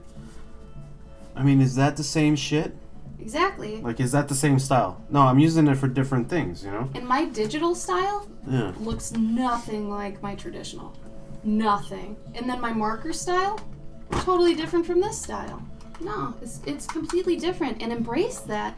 Depending on what, like, medium you're using, your style's going to change over and over and over and over again. And that's okay. There is nothing wrong with that. To go back to... people's MMO characters, that's different. So it's not at the same time though. So someone still designed, like, let's say when I was in games, because I still designed all those pieces you're putting together. It's the same as doing a mashup of different, like, you know, Link and Ganon mashup. Bowserette. That's like an MMO character. Someone designed those pieces at one time, okay? They went through someone else's brain. So I'm going to say fan art and MMO characters, just fan art. It's the same thing. Galen wanted to know, are there cardinal mistakes? Oh, I mean, being close to the bubble. I mean, yeah, I mean, there's obviously. like if you got your bubble, there should be a padding, you know, like a uniform, like same width padding along the entire Honestly, if you just had a typography book, that's going to teach you a lot. Well, there is one I can actually show you, but that's one of them. When you're using I, like let's say you wrote the word pixel, right? Some people will do an uppercase I inside of Word. That is a big no-no. That's one of the big ones that I see. But why is that? It's just a thing. Like, it makes it look uglier. It also messes with the kerning on certain words, and this should only be used when referring to yourself. But yeah, there's a book actually. One of my mentors is Richard Starkings, and he did this book called Lettering the Comic Craft Way. And he lettered like The Killing Joke and like countless of other things that are like amazing comics for like the past 30 years.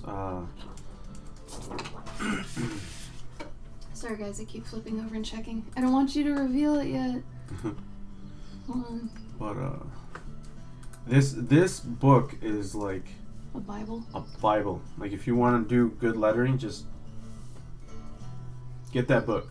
Get it, man. Get it on like Kindle. You don't even need to like buy the copy of it. Just get it on Kindle, and it sort of reads like a comic. This is like a lot of comic aspects to it. So it's a really good read, and I look at it from time and again. Kerning. You're so welcome, Galen. Thank you for hearing us out. And see, that's another thing, Liza. Like, you could have different style shifts, but you still recognize who did that, you know? Yeah. And that's the great thing about being able to, switch your styles. So the other thing you guys got to watch out for is a lot of people, when you go to conventions, will call it original art, but it's fan art. What they mean when you see fan art that says original art, that means that's an original that they drew. So like this is an original, technically by those standards. They should not be calling them originals. They should say hand-drawn fan art. And the problem stems that when you go to comic conventions and you want to talk to an actual comic book artist, and you ask them, do you have any originals? Any original art? And what they mean is, do you have any pages of original art? Yeah. And so then people were like, oh, it's original art. That makes a lot of sense. It's the original art that was used to produce countless copies of whatever. Serenity. That's a style choice. If you want to do uppercase and lowercase, go for it. But I think the reason that they do all uppercase was because it's just easier to read, and that stems off of like in the early like 40s or 30s or whatever, when comics first started, because the ink would bleed on paper over time. It was just a lot easier to read all uppercase than lowercase stuff.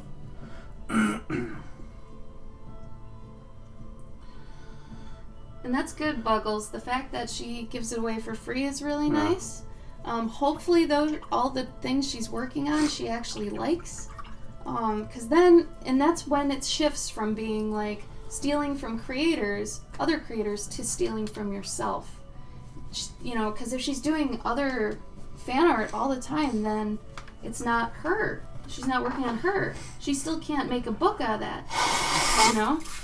Mary asked, so if it wasn't like this a while ago at conventions, what kind of pushed such a huge amount of fan art happening now? And I'm gonna blame anime conventions, honestly, because the explosion of anime, and people wanting prints of anime things, very difficult to get. Difficult to get back then because they're usually imported. Yeah, back when we were younger. Yeah, so then you had artists. I can't find any Dragon Ball posters. I'm going to make my own Dragon Ball poster. And then it's like, yo, I want to buy that Dragon Ball poster. All right, I'll sell them. And so then that's when you started getting all these like print towers where it's like, well, there's so much fandom. Let me just get a giant tower of this crap. Then obviously, comic artists followed suit. And honestly, Artist Alley in comic conventions used to be, you could only get in if you were a professional working in the industry, to some degree. And then anybody else who wanted to be at the convention selling their own stuff, like their own books, they would have to be in a small press area or get an exhibitor booth. But now they've sort of opened up the floodgates to anyone. They mostly let in, like most of the Artist Alley is full of, at least in the big shows, not the Wizard Worlds, but the bigger shows like C2E2, New York, Seattle, San Diego, shit like that. It's mostly professional working artists. Bycast. But then you get a couple of those, like people who haven't worked on anything and they're just producing whatever the hell. Yeah, it was because the demand was higher and no one was really producing that had the ability to legally. Yeah. I mean, originally. And now it's just gotten so out of control that the only way that Marvel, Disney, all those people would actually be able to correctly fix the situation is to stop it at the source. So, which ends up being a lot more time and effort for them, which means when you actually apply for the conventions, they'd have to take kind of an OhioCon approach where they make you prove you either have permission to sell these things or you prove you have all original art. One of those. Like, either they go back to just the professionals doing it, and I've gotten people so mad at me because they're like, you want to take away my fan art? You want to take this away from me? Where else am I going to get this? I'm like, you only want it because you've been shown it exists. If you didn't know it, like, you didn't need that anime boy body pillow. You just saw it, so now you want it. So much of it is that. And it sucks. It sucks so bad. And I feel like... And original artists are pissed. Yeah. The people that are on our side, we have talked to so many people, they're so mad. Because then it gets harder for people who have actual creative new ideas to get out there and actually show them. Because everyone's like, oh, I need this, and I need Goku, like kissing fucking Naruto. I need that. And like, no, you fucking don't. Like, grow up. You're 13. Well, and that's the problem with anime cons, is that when we go to anime cons, like 90% of the clientele is under 18. So okay, so Eliza asked, don't you think you're fighting with windmills? I understand your point of view on the topic, but I know a great artist that makes fan art of their friends' artists. I don't say selling the stuff on a right. I kind of don't understand your question, but I think I can figure it out. This is a fight I cannot win, yet I fight it daily basis. And I know that. I can't win it alone, but people like you can help us.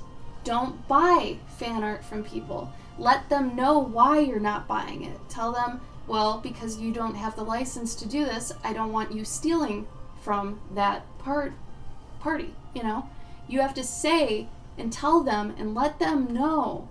And that's what sucks. A lot of people don't want to ruffle feathers, and I get that. And it's uncomfortable, but it's not fair to people. Like, if I have, let's say, a property, and you start selling fan art of my property, you're stealing from me. Think about someone stealing from you. Think if you make something you pour your heart and soul into. Maybe I do fan art of it, I sell it. I have more people following me than you. They might even think, I made it. Doesn't that suck? Fan art makes this giant gray area where everybody gets hurt. Really, unless you're selling it or not selling it for free, but doing it for free, you're hurting things. Consumers, the people buying it are hurting things. The people making it are hurting things. No matter what you're doing, it's bad. And that's where, whenever I actually get into an argument like this with someone, I win. You will win every time. The biggest thing, and this is for anybody who wants to actually get on our side and fight the fight, the biggest thing you're going to hear is, well, how am I supposed to make money? Really? So every time I've said, you're stealing, you should do something else, they're like, no, I want to make art. I want to make money off it. You're trying to take away my way to make money? I'm like, no, get a job. Go work at a place you're not stealing from people first, and do your art on the side. Earn the right to sell your art. Or make something original. Like that. Like, nobody wants to do anything original and actually earn the money. All the people I know that do fan art aren't 100% into either their own art journey, they don't care enough, or they literally just want to make money. Mm-hmm. There's really not many people who have a good mindset about selling fan art. It's usually they don't know it's illegal. If they are a sweetheart that doesn't want to steal, that has good moral codes, and you tell them you're stealing from people, they quit it immediately. Everybody I've talked to that is that way, they know. They know from that minute on, and they stop. The people that don't know why they're doing it, I don't spend my time with them. Oh, it's coming, Galen. Next year I'm hitting it hard. I'm gonna guerrilla warfare this hard. Oh my god, yeah. Exactly. Like Bunny, yes. Yeah. So that's where it's beautiful. That's where it's a wonderful thing. You know? It's so good. But when it's selling it, it's so bad. And it sucks because sometimes we've been to shows where we're like, oh, okay, yo, you got any original art? Like, yeah, it's under the table. Nobody really wants to buy it. And they pull it out, and you're like, what are you doing? Well, gee, I wonder if you got... No one wants to see it. Yeah, you got this table full of candy. Of course nobody's going to want to eat the vegetables. Vegetables are good for you. And then I go off on them, man. In the best way. And I go through their portfolio. I'm like, this is better than everything on your table right now. What are you doing? No, I don't know. I'm sorry. It typically is. And like 90%, 99% of the time. Their original art is usually... Because you can tell when they're selling fan art when they think they have to. Mm-hmm. It's like, no, honey, these are great. You got to believe in yourself. This is wonderful. But then, and I'm speaking from experience. Yeah, I don't make as much money as I used to when I used to sell fan art. I used to be like 90% fan art because I didn't have a lot of my own stuff. Oh yeah, I forgot to say, Gabe used to sell fan art like 100%. I didn't have a lot of my own stuff, and I wouldn't put it out because people wouldn't buy it. So it's like, well, this is taking up space. Why am I going to sell it? Why am I going to put something that's not selling on my table? Let this be a lesson too. He was in cons for 20 years. How many of those years did you do fan art for? Up until like 4 years ago. I quit when I started dating her, like 3 years. How long total? 15, not like 10 to 15 years. And how much did you get out of that? Nothing. I wasn't making anything. How many books have you made in the 3 years you've been off fan art? 4 or 5. Plus whatever work I've been doing on my own, but I've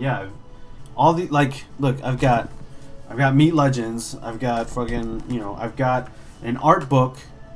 I know you can't see it, but an art book full of art. This is 100 pages, fan art free, that I can sell for the rest of my life. Really, I made my own little book. I can sell this for the rest of my life and not have anybody come down on me and be like, "Yo, that's copyrighted." Galen, we actually don't go that way much. That's probably the only area we don't get down there in Arizona and stuff. But feel free to spread the website any way you can. If you want to actually help us, that's going to be the way to do it. Let people know it's not all right, it's not okay, how to combat it. All right? Because it's getting so bad, man. It's getting stupid bad. The worst thing is, and this is why a lot of people don't want to switch to, when Gabe switched to do only original art, he was not making any money. And when you start doing fan art, I'm going to get real with you actually for a minute, okay? Real numbers and stuff. Ready? Be prepared for this. So Gabe used to make good money doing fan art, right? I used to pull close to 2,000 at every show. Now he only does 500 to 1,000, even with his big background, and he used to do fan art, and now he doesn't. I have never sold fan art, okay? I started at 0, basically, no expectations. So he was already, when he switched, he was in the negative. So he thought, where I was starting down here already. So for me, there was no way to go but up. Now, I only do original art, right? My first year, I think maybe the best I did was 4K at a show. That's my first year. My best show, I've made 10K. I do not sell fan art. And you can make that much by doing original art. I'm not kidding. So there's no reason, money-wise, to be stealing from other people. When you invest in yourself, you get it back. No, Galen, that's good. I'm all heated up, man.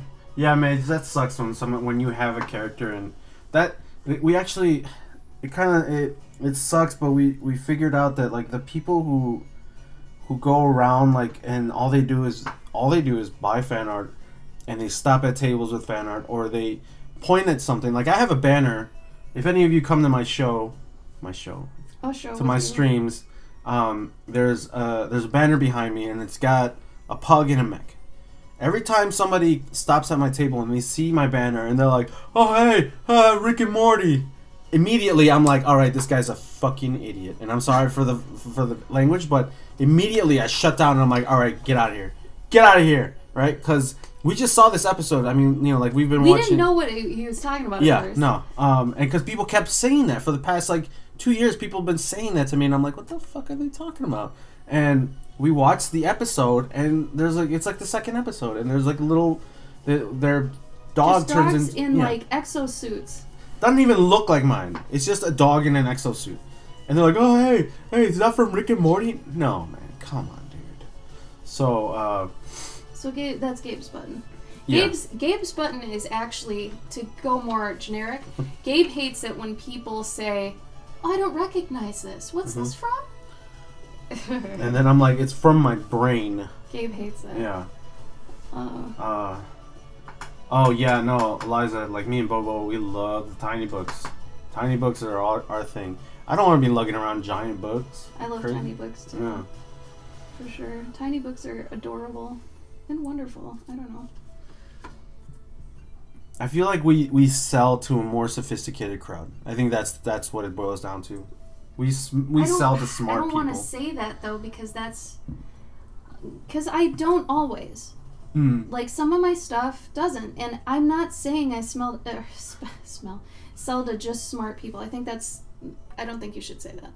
That sounds bad. I think the thing is though that fan art is an impulse buy. Fan art is the candy at the checkout line. When people see that at a con, they think that's what they're there for, so they partake. Mm-hmm. You know, and that's how it is right now. And that's what sucks. And that's where, like I said, I can't win. There's no way for me to win unless, you know, the big cons start doing it. But I forgot to, really quickly, my screen is burning with your anger. No, okay. So just to say really quick, though, when it comes to why the Marvel, DC, why they don't shut things down, because a lot of people are like, "Oh yeah, well, if it was a big deal, people would shut it down." Here's why they don't. It's cheaper advertising for DC, Marvel, all of them to just have their product now running itself through the little guys, okay? However, I've read articles recently from people that are inside those companies that are getting worried because some of these fan artists are starting to make way more than they thought would be possible. So they're starting to get worried about it. But they didn't before because it was just free publicity for them. It was cheaper than actual advertising through a company. They had all these little people that keep Deadpool going, you know? So they're like, it's cheaper than asking that advertising company to do it, so there. Plus, it's more time and money for them to actually send out representatives to all these conventions, especially the big ones, to actually hand out cease and desist, which would mean that the next day they take down all their fan art, and for some people that's 100% of their booth, and just be sitting there all day. That they spent $2,000 potentially, if you're going to New York Comic Con, to sit at a table where they can't sell anything. So they can't do that because the uproar would be incredible. Everything would be destroyed, right? So they can't do that on the spot. how they're going to have to do it, like I said, is over time, they're going to actually have to say, okay, here's the criteria you have to meet to actually earn being in the con, which I think that's the perfect way. You have to earn your way into a con. You have to know yourself, your brand, all your stuff. I would actually be really happy if I had a hard time getting into a con because they had so many qualifications. Mm-hmm. That would be great, okay? So I have a friend who used to do fan art all the time who doesn't even really do cons anymore because I think I scared her out of it. But she would just do it, and I'm like, why are you doing this? Do your original stuff. She's like, I don't have original ideas. My response to that is, work on yourself until you have them and earn your way into the convention. Don't be sitting in a spot someone else could be making money that deserves it. If you're just there to steal money, get out of here. What are you doing? Sorry. All right. This is really good, though. Galen said, what about when you... So semi off topic, but I think it's good. Great question. What about when you have a concept for a character or a story premise and it's truly something original, but it might bear slight resemblance to something that already exists, and basically it's hard to be original, and wondering what you guys think about the subject. Should you worry if your idea is similar to something else? Okay. Do you want me to go on my rant? I got a rant for everything. No, yeah, go for it. So first and foremost, when talking about, is my idea original? Should I even bother? You have had a life that's full of experiences, that's full of ups and downs, tragedies and happinesses that have shaped you the way you are. If every single person on the planet had the same prompt to make a story, make a character, whatever, every single character would be different. Every single one. Because every single person has had a different upbringing, has had different experiences all across the board. So I'm more worried that you are going off of it, like looking at, let's say, Nightwing, right? Something like that. And being like, well, I want to make something that feels like him. So you're looking back and forth at him and like changing certain things. That's bad. That's really bad. But if, let's say, you make a character and someone else is like, oh, that reminds me of this, and you didn't even intend for that, you might want to take some effort to change it just enough so it doesn't get that effect from people. However, sometimes you can't escape that either. Everybody thinks this is messed up. I have a print of an owl with some books, right? All the time I get Harry Potter people being like, oh, the owl, it's the owl. First of all, this owl isn't even white. I don't know anything about Harry Potter, but I know those owls are white, right? Mm-hmm. This owl ain't white. And so, like, people are going to interpret things the way they're going to interpret them anyway. It's actually not even the same type of owl, is it?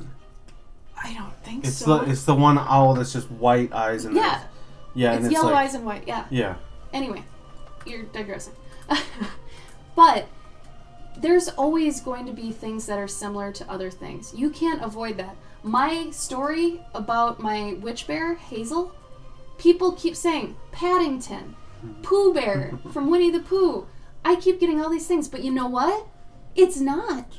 And I stand by that. And if I publish that, if people are like, oh, it reminds me of this. Oh, well, this is nothing fucking like it. So read it.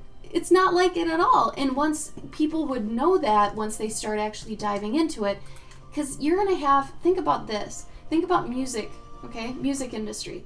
There are always going to be resurgences of a lot of the same thing. Let's take, I'm going to go Ozzy Osbourne, okay? Ozzy, Alice Cooper, okay? Then the next generation, you've got Marilyn Manson, okay? You've got Slipknot, you've got all these other shock rockers, right? We haven't come to the next iteration of that, but it will happen because things go in cycles. So if you're the next Pooh Bear or Paddington, cool. I'm not saying I am, but that could happen. Fozzie. Right? As long as you're not thinking of a character and directly trying to make it like it but different, I think you're okay. As long as it's from you and it's different enough. Because no original idea ever is going to really exist on its own anymore. We've done the same thing. That's why there's so many Spider-Mans, dude. Well, I think also like, yeah, right? Jesus. Spider-Man in 1847. But no, there's I I mean, that almost helps sometimes when you can say, it's like Super Mario Brothers, but underground. Or something, like it's Super Mario Brothers in space. And that's okay. It's a pitch, yeah. That makes people be like, okay, no, I like this already. Yeah, Keep going. They immediately can meld the two together and like, oh, cool. It's how you have people relate to it and Yeah. figure out, hey, is this something I'd like? And that's usually a good thing.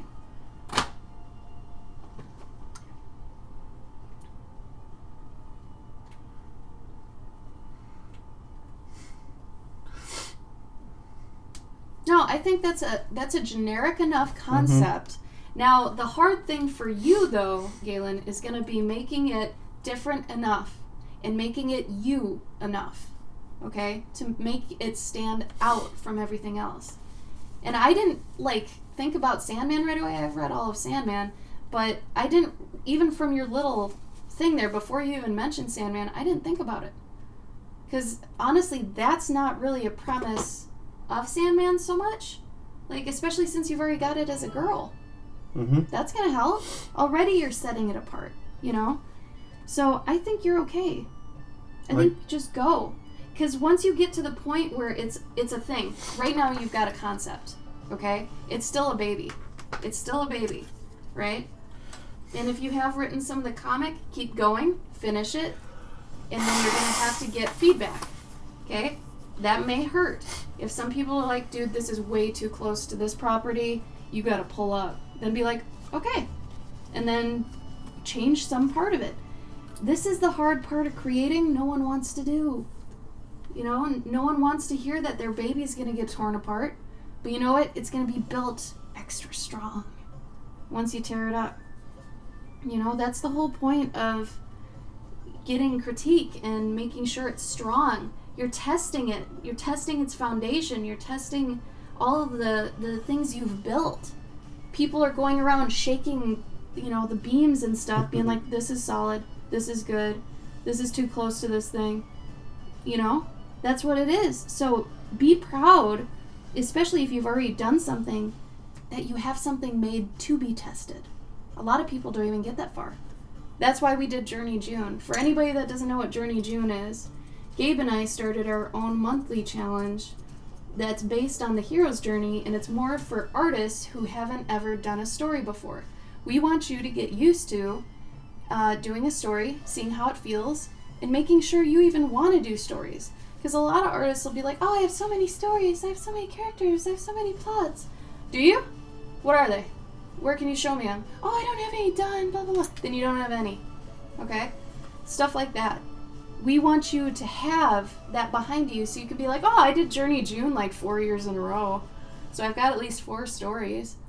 Okay, can I see them? Yeah, they're all on Instagram. I've got hashtags for each of them. Okay, that's something, So we want you to be able to prove it. In this day and age, proof is everything. Everything. Really, it is. So, anyway. Always enjoying Devil in Dreams. I'm the same way, Galen. It would be a thing. You should totally look into it.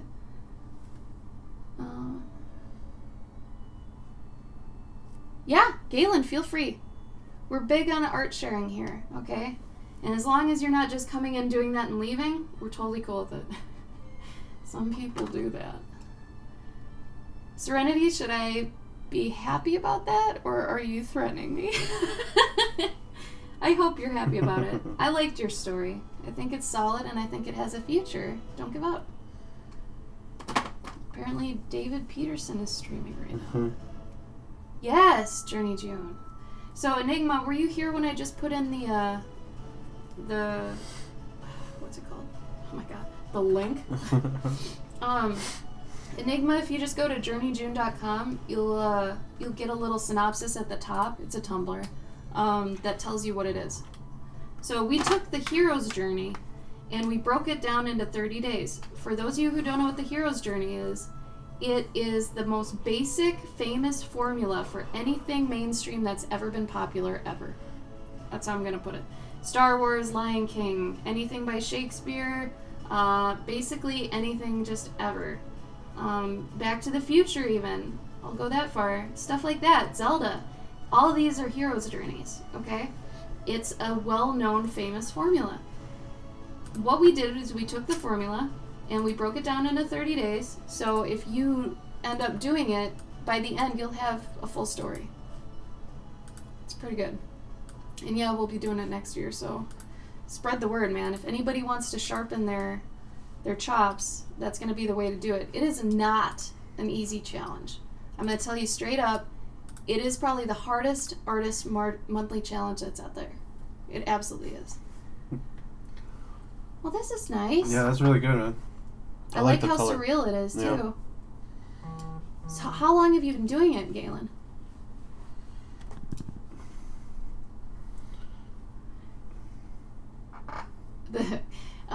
Eliza asked if that's your third one you're on. This might be...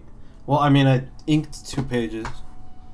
Yeah, Gabe is a monster. Penciled 1 page. More specifically, he's a satyr. I'm a satyr. But yeah, this is like my second card. I do this for a living. I do it for a living. It takes a while to get, yourself to this point. I'm 38. Remember this. I am 38 years old. I can technically have, by now, I should have a kid in college. Technically. Like, I could have one. Right? If I had, at 20, if I had a kid at 20, if I had a kid at 16, the kid would probably be out of college and they'd probably be paying for my rent right now. That bad, huh? Yeah, because I would have raised a doctor or some shit. Or a litigation lawyer. But... That's asking a lot. Kid. Yeah. Hey. But like I said, I've been doing this for a while.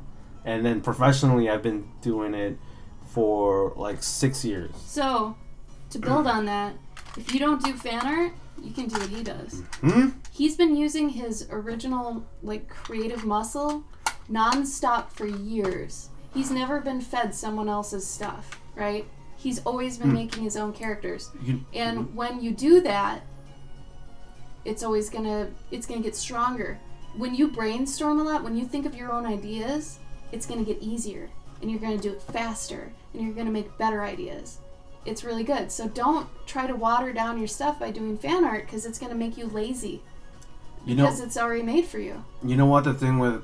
When I was doing fan art, it wasn't even just... I was just drawing Spider-Man or I was just drawing Batman. Yeah. I was doing cards like this big, and I wouldn't do it until I came up with... They were like mini comics. And it'd just be a 1-panel mini comic. And I wouldn't draw it until I came up with something very... what's the word? Witty. They were actually really good. Yeah. I'm going to give him credit on that. Like, I had one that was like Link is running out of a house, and he's got like a giant rupee, and he's running out of a pottery barn. So like then there's a lady like shaking her fist at him. You never come back here. Yeah, because he breaks pots all the time and shit. Or I had like Mario is like, oh, what do I do? What do I do? And he's like looking back and forth, and on either side of him he's got the ghosts on one side, and then the angels from Doctor Who. If anybody knows the angels, like you can't look at them. So you can't, like he's like freaking out.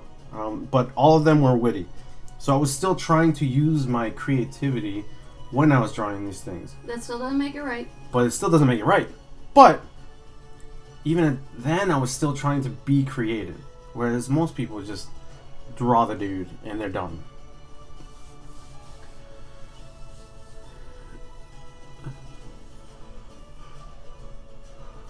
This music is too happy for like how much truth we've been throwing down.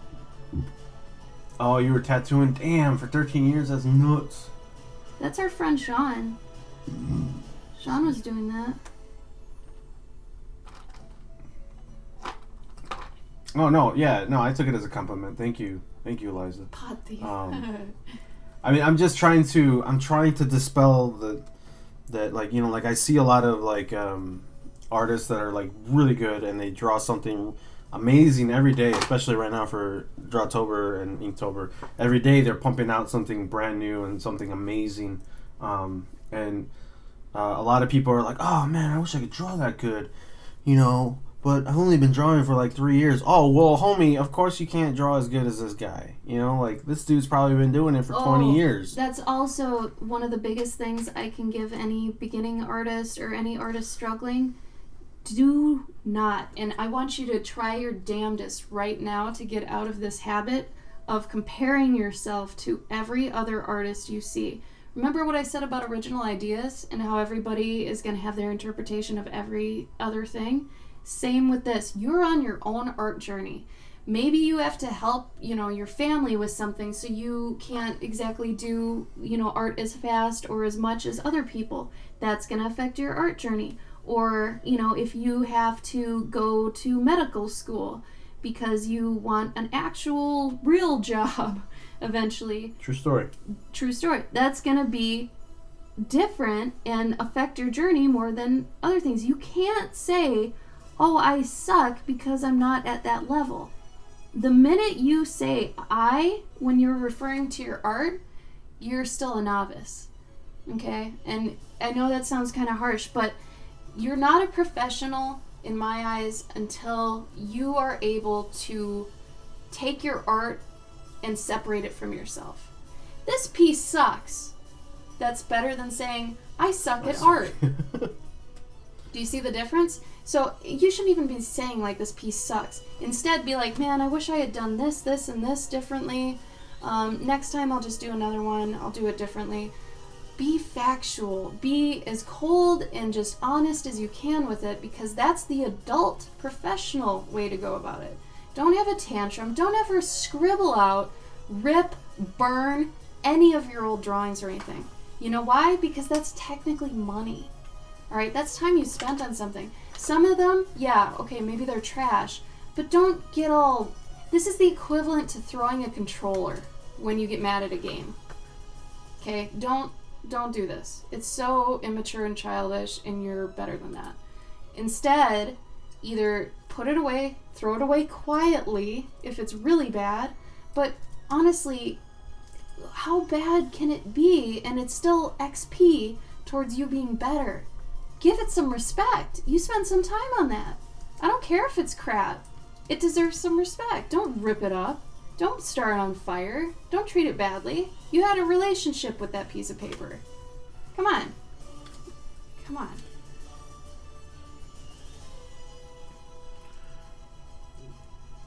So I like that Serenity said envious instead of saying, I wish I was like him. Because envy at least can propel you.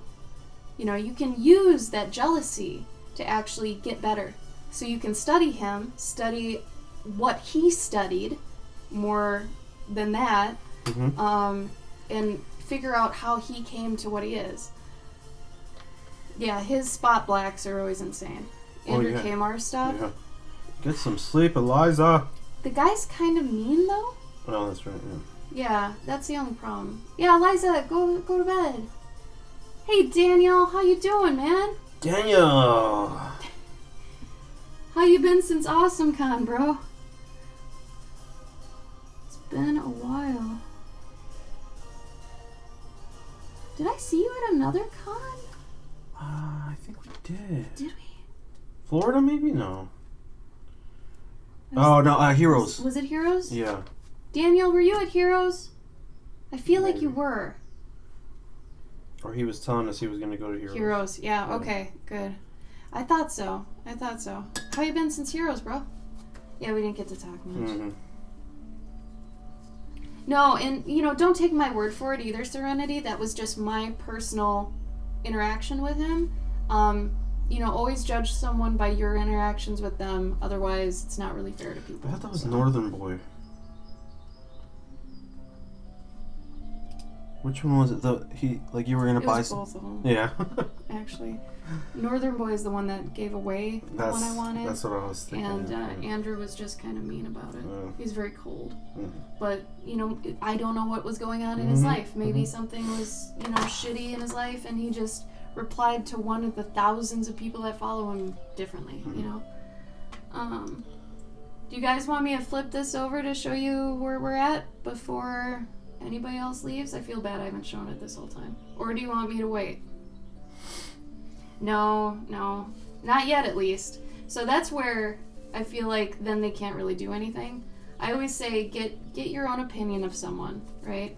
Unless it becomes very mainstream. Even then, I would say to get your own opinion of them. But I mean, if there's a lot of people like for good reason, one thing, yeah. I mean, look at Trump. Mm-hmm. Anyway, no power, Daniel. No. Oh shit! Did you get both the hurricanes? Yeah. Oh my god, I just zoned out. And I forgot where I put my paint. Oh my god, Ash. Oh, that's good. At least you're getting family time. Yeah, that does sound kind of nice. Hey, here's another reason that you should work on your traditional skills. Is because, hey, guess what? If you live in Tornado Alley, a hurricane harbor... This is an extreme example.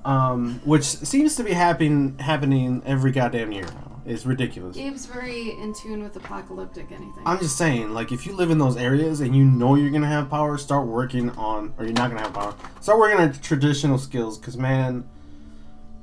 Or if you live in California and your house gets burnt down every goddamn year, work on your traditional skills so that when the power goes out, hey, I can still draw things because I have paper and a pencil. I just want to point out in basically every single natural disaster movie, Midwest is fine. Yeah.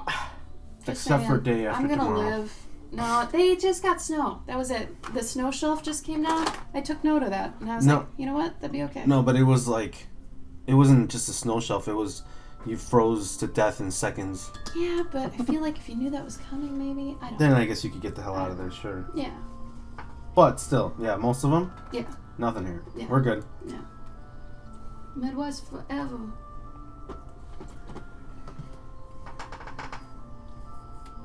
Also, Serenity, thanks for being one of those that sticks around through our rants and otherwise. I know, especially for you, who's been here forever, that you've heard it a million times, but thanks for sticking it out. We really appreciate that. I like that Poe thing, though. I mean, that's fair. Mm-hmm. Good point. Alright, I'm gonna flip this over so you guys can see. It's not done, but we can see what's going on. Because it's not gonna be fully finished yet. Are you ready? This is part of the fun. Kind of work blindly up until this point.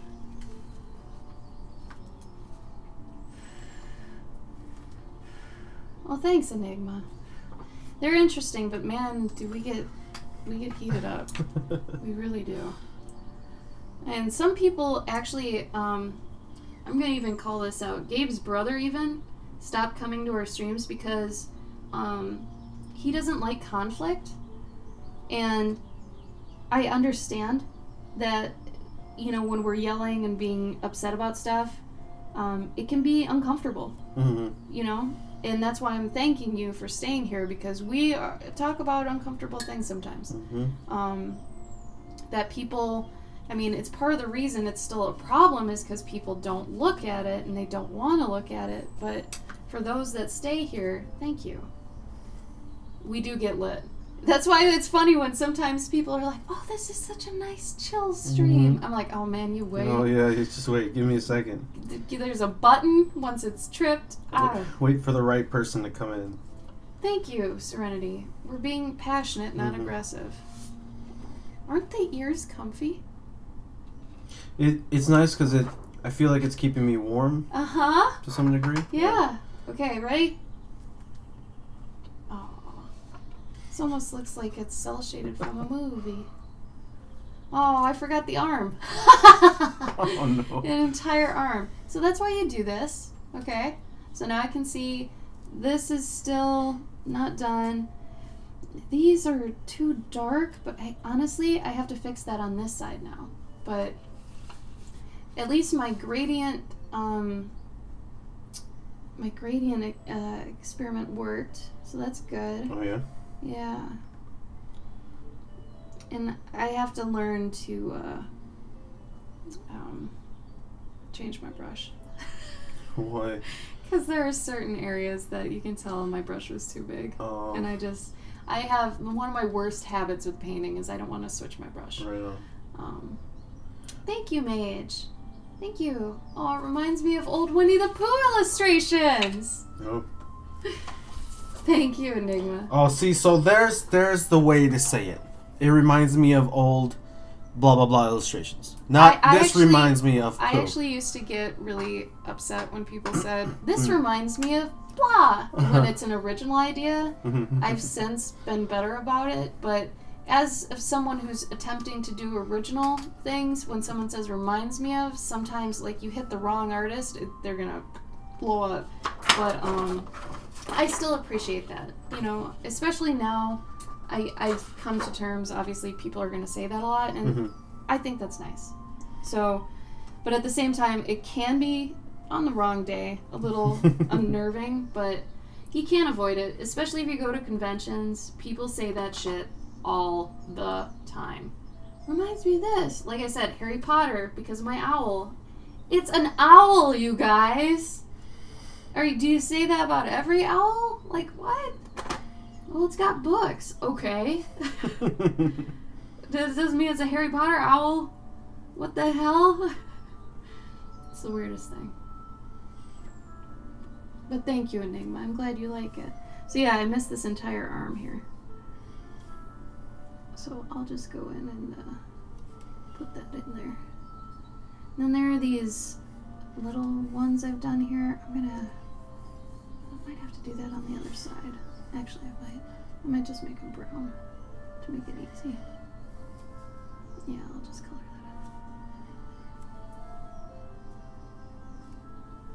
that in. Maybe I can make this lighter. Now I'm starting to actually experiment where I don't know what's going to happen with this on the other side, but I know I want it lighter, so I'm going to try some stuff. Like I said, this is my second time doing this, so I'm still in the figuring things out stage. I'm also still trying to even figure out what colors to use, because any colors I use on the other side are really toned down. Like, so I actually have to use brighter colors than I'm used to, because it's like drawing on a frosted window, or painting on a frosted window and going to the other side and looking at it, which is kind of rough. I always wanted to do that somewhere. Yeah. But then I was like, oh wait, but you usually don't get to do whatever you want. It's usually something like... You mean at like a coffee shop? Yeah, like a coffee shop. And usually it's like, yeah, can you draw like coffee beans and like flowers and a espresso machine? I'll draw the shit out of an espresso machine, lady, but I'm not going to draw no flowers. Sorry. Can I put arms on this espresso machine? Can it have a mouth? Enigma, I actually get that so much. And like I said in the beginning, at first I was a little concerned, because it's like, as someone who wants to be a kid's book illustrator, if all my stuff reminds them of other stuff, couldn't that be bad? And then eventually I was like, you know what? No, I bet it's a good thing. I bet that might be a good original art compliment, because it's like it has a fan art effect, but it's completely original. So that might be a good thing. So I do appreciate that, and that might actually help me when I do my kids' books, that they invoke that, you know, with people, and people feel that way, because then they're gonna feel the same way, you know? So that's kind of what I want, honestly. There's been a lot of times, Daniel, where I actually say, no, I didn't draw these. Oh, I get it all the time. Being a girl, being a girl, especially someone in costume, they think you're just there to be a booth person. Like, that you're just selling it. And I'm like, no, I'm the artist. And once they hear how kind of outspoken and abrasive I am, then they're like, oh, okay, yeah, she's an artist, okay. If I was just like, hi, hello, welcome, look through whatever you like. Or when you're like at a coffee shop and people are like, oh my god, are you an artist? No. No, like, I got into a car accident and I just started doing this. I woke up this way, man. Like, I don't even know what my name is. Can you help me? Can you buy me a coffee? I don't know where I am. But look at this robot though, right? Isn't he tight? I'll give you this for a coffee. Yeah, can I have a coffee? Yo. What about a sandwich? Yo. Let's go eat for free. Yeah. Are you thinking what I'm thinking? So let's go to the Moon Yes? Cafe. Yeah. No, we're gonna go there. We'll give you a sketch. You buy me a coffee and a brownie. Or if we just pull I'm out the yours. book and we're like, hey, you see these drawings here? I did these drawings. You got money, right? I'll trade you one of these drawings for a sandwich. Can you do that? Yo, yeah, man, yeah. Oh, mage. Yeah, espresso machine. Oh, God. I like, hey, Jonty, thank you. Because it would be espresso mech. He wouldn't be espresso mech. He would be espresso. They said X? Yeah, he typed, Jonty typed in espresso. Oh, goddamn. Which I accidentally said that at Target today. Oh, no. Yeah, and I was like, I mean, espresso. And Please. she's like, no, it's okay. Please. We get it all the time. Forgive me. Yeah. I used to say it too, and someone blew up on me, and since then, I ain't forgotten. Yep.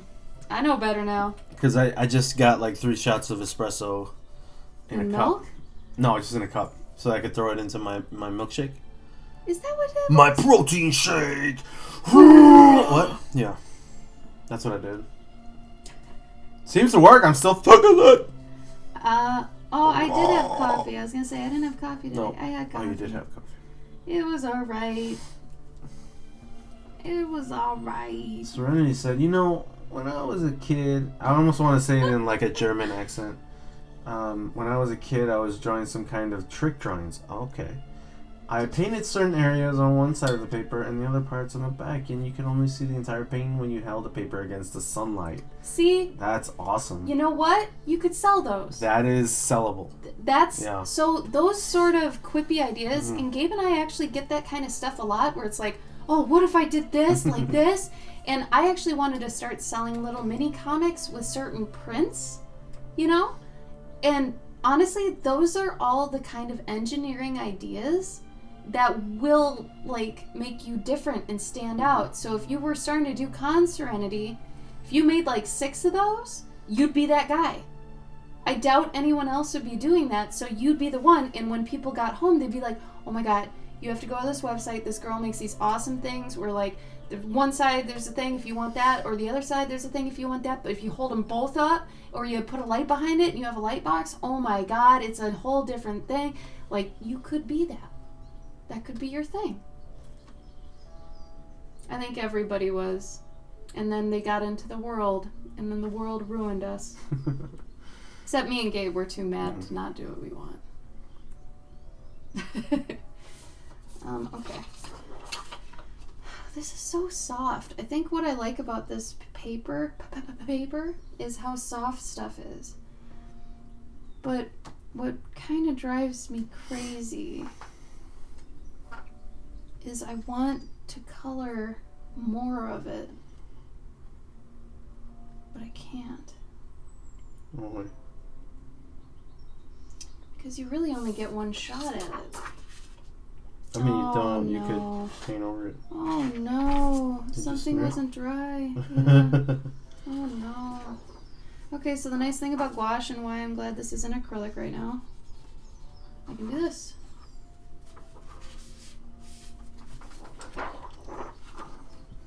I am a robot. I will protect the citizens. Alright, I think we might be done for today. You done? Yeah. Alright. So, we'll be back on Monday on Gabe's stream. Does anybody have anything they want to say? Actually, Fan art forever! Peace out! Serenity. That's the stuff we're using. There you go. Except she's in Germany, so I don't know if she can get it. I mean, So it's yeah. acetone, or an acetone equivalent. It's like see-through junk. It's really weird. It's heavy. It's pretty heavy. What does this remind me of? Nothing else really like it. It's like if you took an overhead projector page and made it frosty. It's basically what it is, but it works really well with soft Prismacolor pencils. Don't use the Colorase, use the Premiers. Because you get really smooth results. Oh, is that really that wet still? Oh my god, it is still wet. Damn. Okay. It's also almost like vellum. but thicker. Do you want to yeah, put that link out again for Sonic Boom? Sonic. Sonic Boom came in a second too late. We just linked it, so here it is again. But yeah, so we did this one today. Daniel, you weren't following me. Daniel. It's okay. Just giving you crap. Also, I'm glad you're okay and safe from the hurricane. Oh yeah. Glad to hear that. So this is the one I did today. I haven't rendered anything on this yet. This one I rendered more. So I think I'm gonna do a little bit more on the other one, but we'll see. I have some things that didn't come out the way I wanted. Like up close, they kind of look like crap. So this one might actually be botched. However, okay, you know what? Real quick, I'm gonna point out the bad things. Okay, bad things I see. But you know what? I'm still gonna sell this because someone might still love it, and I don't want to deny them of that. Based on how I feel about that, that's stupid. So anyway, I didn't fill in that eye completely. I can kind of cover that up with colored pencils potentially. Here, this ear needs to be, I'd almost say redone, or further cleared out and then put in more darkness. This color doesn't really work at all, and it's not even remotely smooth. And there's this area here. I might have to go on the back side, clear that up. This goes over the line a little bit. The tail's inconsistent. This is really ugly right there. There's a big blotch. The hands are blotchy because I tried to fix some stuff. So there's a couple things I could do to fix it, and I'll probably try to. But otherwise, I could actually fix it on the front too by using other materials, pencils, stuff like that. So I might do that. But otherwise, even though I may not be 100% happy with it, that doesn't mean I shouldn't try to sell it, give it to someone. Somebody might want it.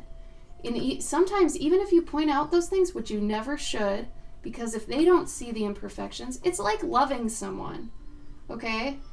Like, you know, you may not see the imperfections in somebody, but someone else is like, oh my God, they're so ugly, they have this wrong with them, they're this bad, blah, blah, blah. And you're like, I don't care, I love them. Are you going to deny someone that? Like, really? So it's similar to that, I feel like, with art. What kind of paint is it? It's gouache. It's gouache. So it's gouache, and you have to not even really use water on it. That's the tough thing, because if your paint's a little old or anything like that, you're gonna need to add a little bit of water, but you have to know how much. This is not a beginner project, is the acetate and the gouache. You have to know how to use gouache. You have to be a little familiar with acetate. Like, I just started it, so this is my second piece with it. Alright, the first one was this guy, the squash guy. So I've only done this twice. Alright? So I'm not being hard on myself at all. You have to be understanding of yourself. Think of what you'd tell someone else if they were starting out. Be like, alright, no, you did good. This is a good start, blah, blah, blah. You know? Be factual. Stuff like that. Oh, see? Serenity likes the blotches. Mm-hmm. You know, this is going to sound really messed up, but I had a boyfriend that had horrendous acne. Like, god-awful. But I didn't care. He was still so cute to me, and I didn't even see it. And of course, they never believe you when you say that. Like, I don't even see your acne. They're like, yeah, right, whatever. It's like, no, I don't. And you really don't sometimes. Or you just learn to know that's a part of them. And you love them regardless, right? I feel like art can be the same thing, you know? Brittany, would you be able to block out your colors on your sketch so that you could follow it as you paint on the reverse? So, would you block out your colors on your sketch? So, Brittany, before I did this, I sketched it out on my regular paper first. And then I put this over it, and I traced it. And then you flip it over, and you do the painting on the back. And then, you know, so as you're painting it, you see your line art. Hopefully that makes sense. Can you kind of erase or remove paint? Okay, so Enigma, yes. That's the perk of using gouache over acrylic, and now I'm realizing that is probably why she uses gouache. Mm-hmm. So gouache is it can be as opaque as acrylic. The difference is you can reconstitute gouache and actually pick it back up again, where acrylic you can't. It dries plastic. So if I wanted to completely redo these hands, I actually could. If I just go on the back and just take a wet brush and just rub it away, it's gone. I can redo it. That's the nice thing about gouache. So that's why you do that over acrylic when using this, I guess. Oh, thanks, Enigma. I'm glad it's clear. That's why I was kind of worried about it. I'm like, is someone else gonna realize my thing here? But yeah, I mean, it really is. And especially when Serenity said blotches, I'm like, oh, Chaz. Poor Chaz. Okay. I can make an analogy here. Yeah, acrylic dries as plastic. It's meant to. You know? And acrylic gouache is more like acrylic. So make sure if you do go out and get acrylic, you get gouache. If you go out and get gouache, make sure it's not acrylic gouache, because that's basically buying acrylic. Mm-hmm. Make sure it's gouache. And I think normally, see how this says gouache? Most of the time it's going to say acrylic gouache. Or at least on the thing it's sitting on says acrylic gouache. So avoid that. Acrylic is mean. That's right. Hi, Devious Bot. Yeah, so you just paint the back, actually. If anybody actually wants to see kind of a pro do this, because this is actually my friend's method. I'll show you here on my phone. Gabe, if you want to put in her thing again. So I can't take credit for this sort of, what would you call it? This process.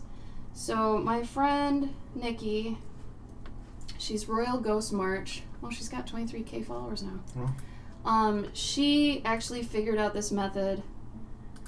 I've tried to tell her many, many times don't sell fan art, but she still does, and it bothers me. But anyway, she does it like this. So all those highlights and stuff you see on the front is on the front. Like, these are all done like this way. And she usually blocks out the back, which I'm not a fan of. I think the black really takes away from stuff. But I think she needs more value balancing, honestly, because everything is kind of a blur. You have to really look for stuff. It's kind of busy. But she does this method. I'm trying to find... Usually she puts up a video of her process. I just want to show you guys, because she does it this way. And I had talked to her about it, and I was like, well, I want to try it, and see, this is still what I have to do, is make a swatch sheet. So important. So stupid important. But, like I said, this is a way to do it that other people have done. She didn't invent it either, but it works for her, and I wanted to try it. So, you know, experimenting is important when you're an artist. Sarah says, nice ears, Calvin. Thank you. Gabe is a satyr. He's going to be dressing up as one with me at my booth at FairyCon. So if anybody's going to be in Baltimore, let's see, November, what is it, 11th, 10th through 11th, something like that, we're going to be there. So I know, Enigma, right? I don't even remember using gouache in high school. I remember it was acrylic or watercolor, and that was it. Probably because it's so expensive. That could be, yeah. She does use very powerful colors, and that's where I was saying, like, if she could learn how to put things back in space by either making them lighter or darker as a whole, more things would be able to come forward with the detail and everything that she's got. So, I mean, she's still got double the followers that I do, triple, quadruple, but, you know. Yeah, I hadn't either before her, so I wanted to try it myself. And it's still pretty cool. So what I'll end up doing, and I'll show you real quick, and then we'll probably go, because I have to work on people's pet commissions.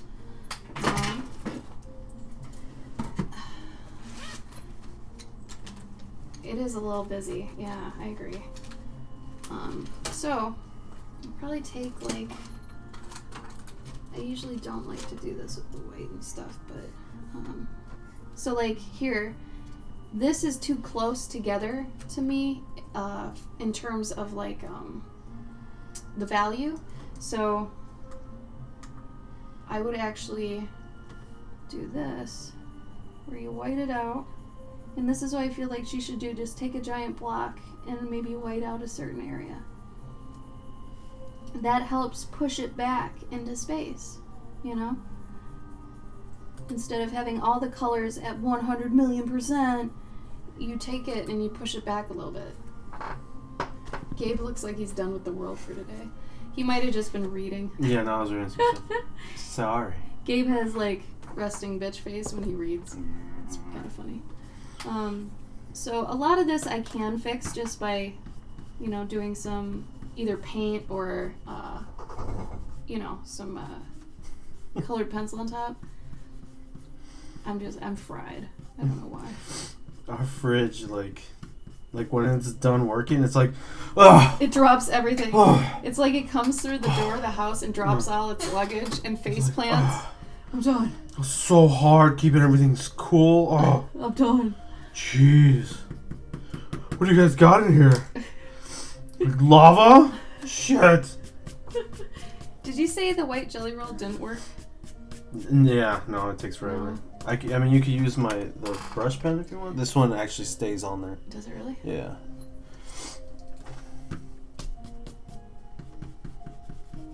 Somebody has found 2 hats. One is going to be my writing cap, and the other will be my inspiration cap. What? Sarah, like literal hats? I'm confused. You wearing hats while you're writing?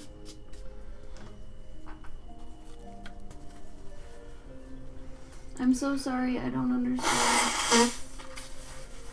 I'd be scared of that. Like having like, all right, I only draw when I'm in these pants. And it's like, well, what if I like, you know, in a few years, these pants are they're gonna be messed up. And they're gonna have holes in them. Gabe, you're getting really good responses on your ears, man. Thank you. And I'm telling you, these things are cozy, man. They are. And honestly, I'm super jealous because mine, I guess in this they don't look too bad. Like mine, you can see the seam way more than yours. Mm-hmm. I'm so jealous of that. And I don't even have hair. Literal hats. Okay. Oh. Just make sure they're not like a what's the word? Superstitious thing. Oh yeah, that's what I was trying to get at. It's like, well, I can't write. I don't have my damn hat. Yeah. Like, don't get that far. Like, maybe just be like, oh yeah, I'm having fun. My hat's on. Like, you know. Otherwise, it could be bad. But yeah, have fun. Obviously.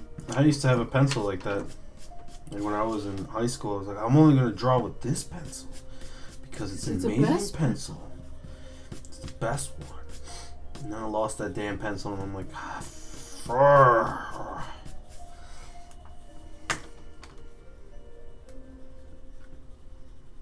can't believe how soft the colored pencils are on this. It's incredible.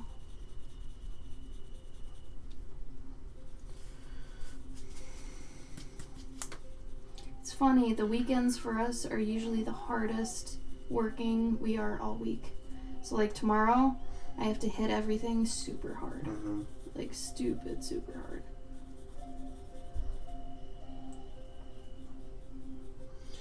think it's mostly because we don't go anywhere because everyone is out on the weekends. Yeah, no, I refuse to go out on the weekends. We're so used to being, freelancing, going somewhere on a Tuesday early when no one's there. So, like, on the weekend, it's hell. Like, if we actually have to go to, like, a grocery store or something, it's like, oh my god, I'm not ready. Oh my god. Yeah. What is that? What's that little thing? It was a child, Gabe. Calm down. Are you sure? I've heard stories. It was so hairy. It was so hairy. Why, God? Why would you make this? What's wrong with that one? Why is he yelling? He's upset. Why? Should I be upset? What's wrong? I'm mad too, right? Did I cry? No. No. Why not? He's crying. You're 38. Okay. Bullshit. So you can do a lot supplementing the paint on the other side.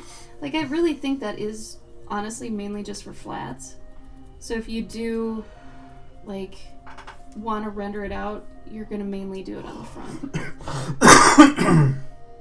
Oh, no, Serenity. So, since Gabe has that problem, he's got short hair, he's also going to be wearing horns. So I'm going to put those on a headband, and from the headband, to cover up the seams on the ears, I'll probably either do like super cheesy braids on him, or give him like feathers or something, just to kind of cover that are attached to the headband.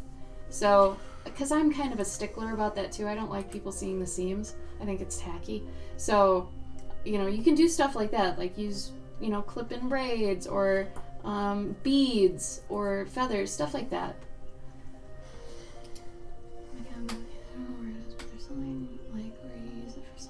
Yeah, Enigma, I totally get that. Good, Sarah, you should have fun. Damn right. Damn right. I'll tell you what, I'm not gonna cut the stream until we talk about dinner. I need promises. I'm having taquitos.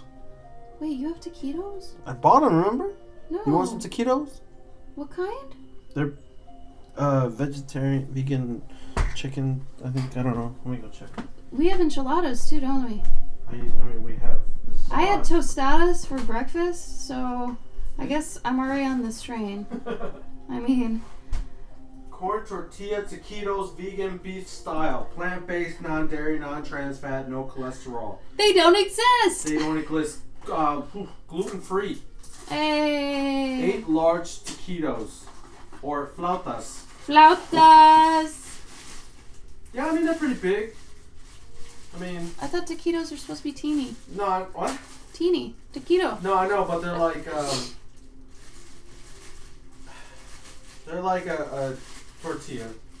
Oh, Gabe wears glasses too. Gabe, you're not gonna wear glasses at Vraycon, right? Shit, I gotta be able to see people?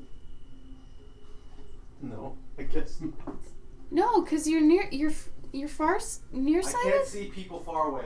Yeah, you're fine then. Some days I don't wear my glasses or my contacts. Then I can't check out the hot fairy grandmas. They are a perk. It's true.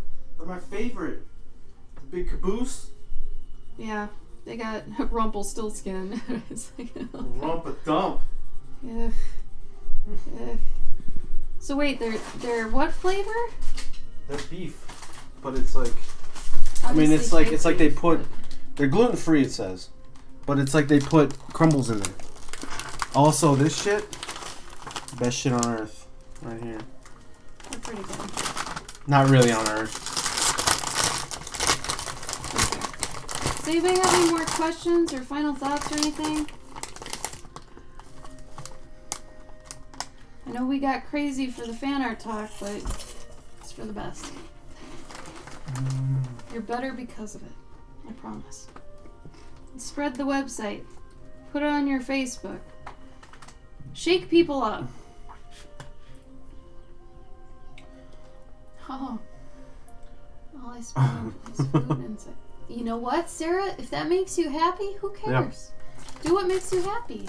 I mean, what else is there really to buy at the state fair besides a pig, like a whole pig or a chicken? You've never been to a state fair, have you? Uh-huh. You can buy pigs and shit. I know. I tried to buy one. Are you serious? To save it. Oh. We're gonna find out they're expensive. And I can't really keep them anymore. Hey, if you want to buy, like, chickens, they're 10 cents. Yeah. We could have a chicken in the house if you want. There you go. You're welcome, Buggles. Thanks, everybody, for coming. Yeah. It's Friday for you, yeah. Mm-hmm. Okay, so if nobody has any questions, we're gonna go. We'll be back next week. Me, Tuesdays and Thursdays. Gabe's gonna be on Mondays and Wednesdays. It has Twitch up in the right. I might be streaming Dark Souls sometime this weekend. Probably tonight. If you see Gabe streaming at night, he's streaming games. So if you want to watch him struggle, and I mean driving the struggle bus through Dark Souls, it's great. Okay? So it's pretty fun. Join him then. So you're welcome, guys. Bye!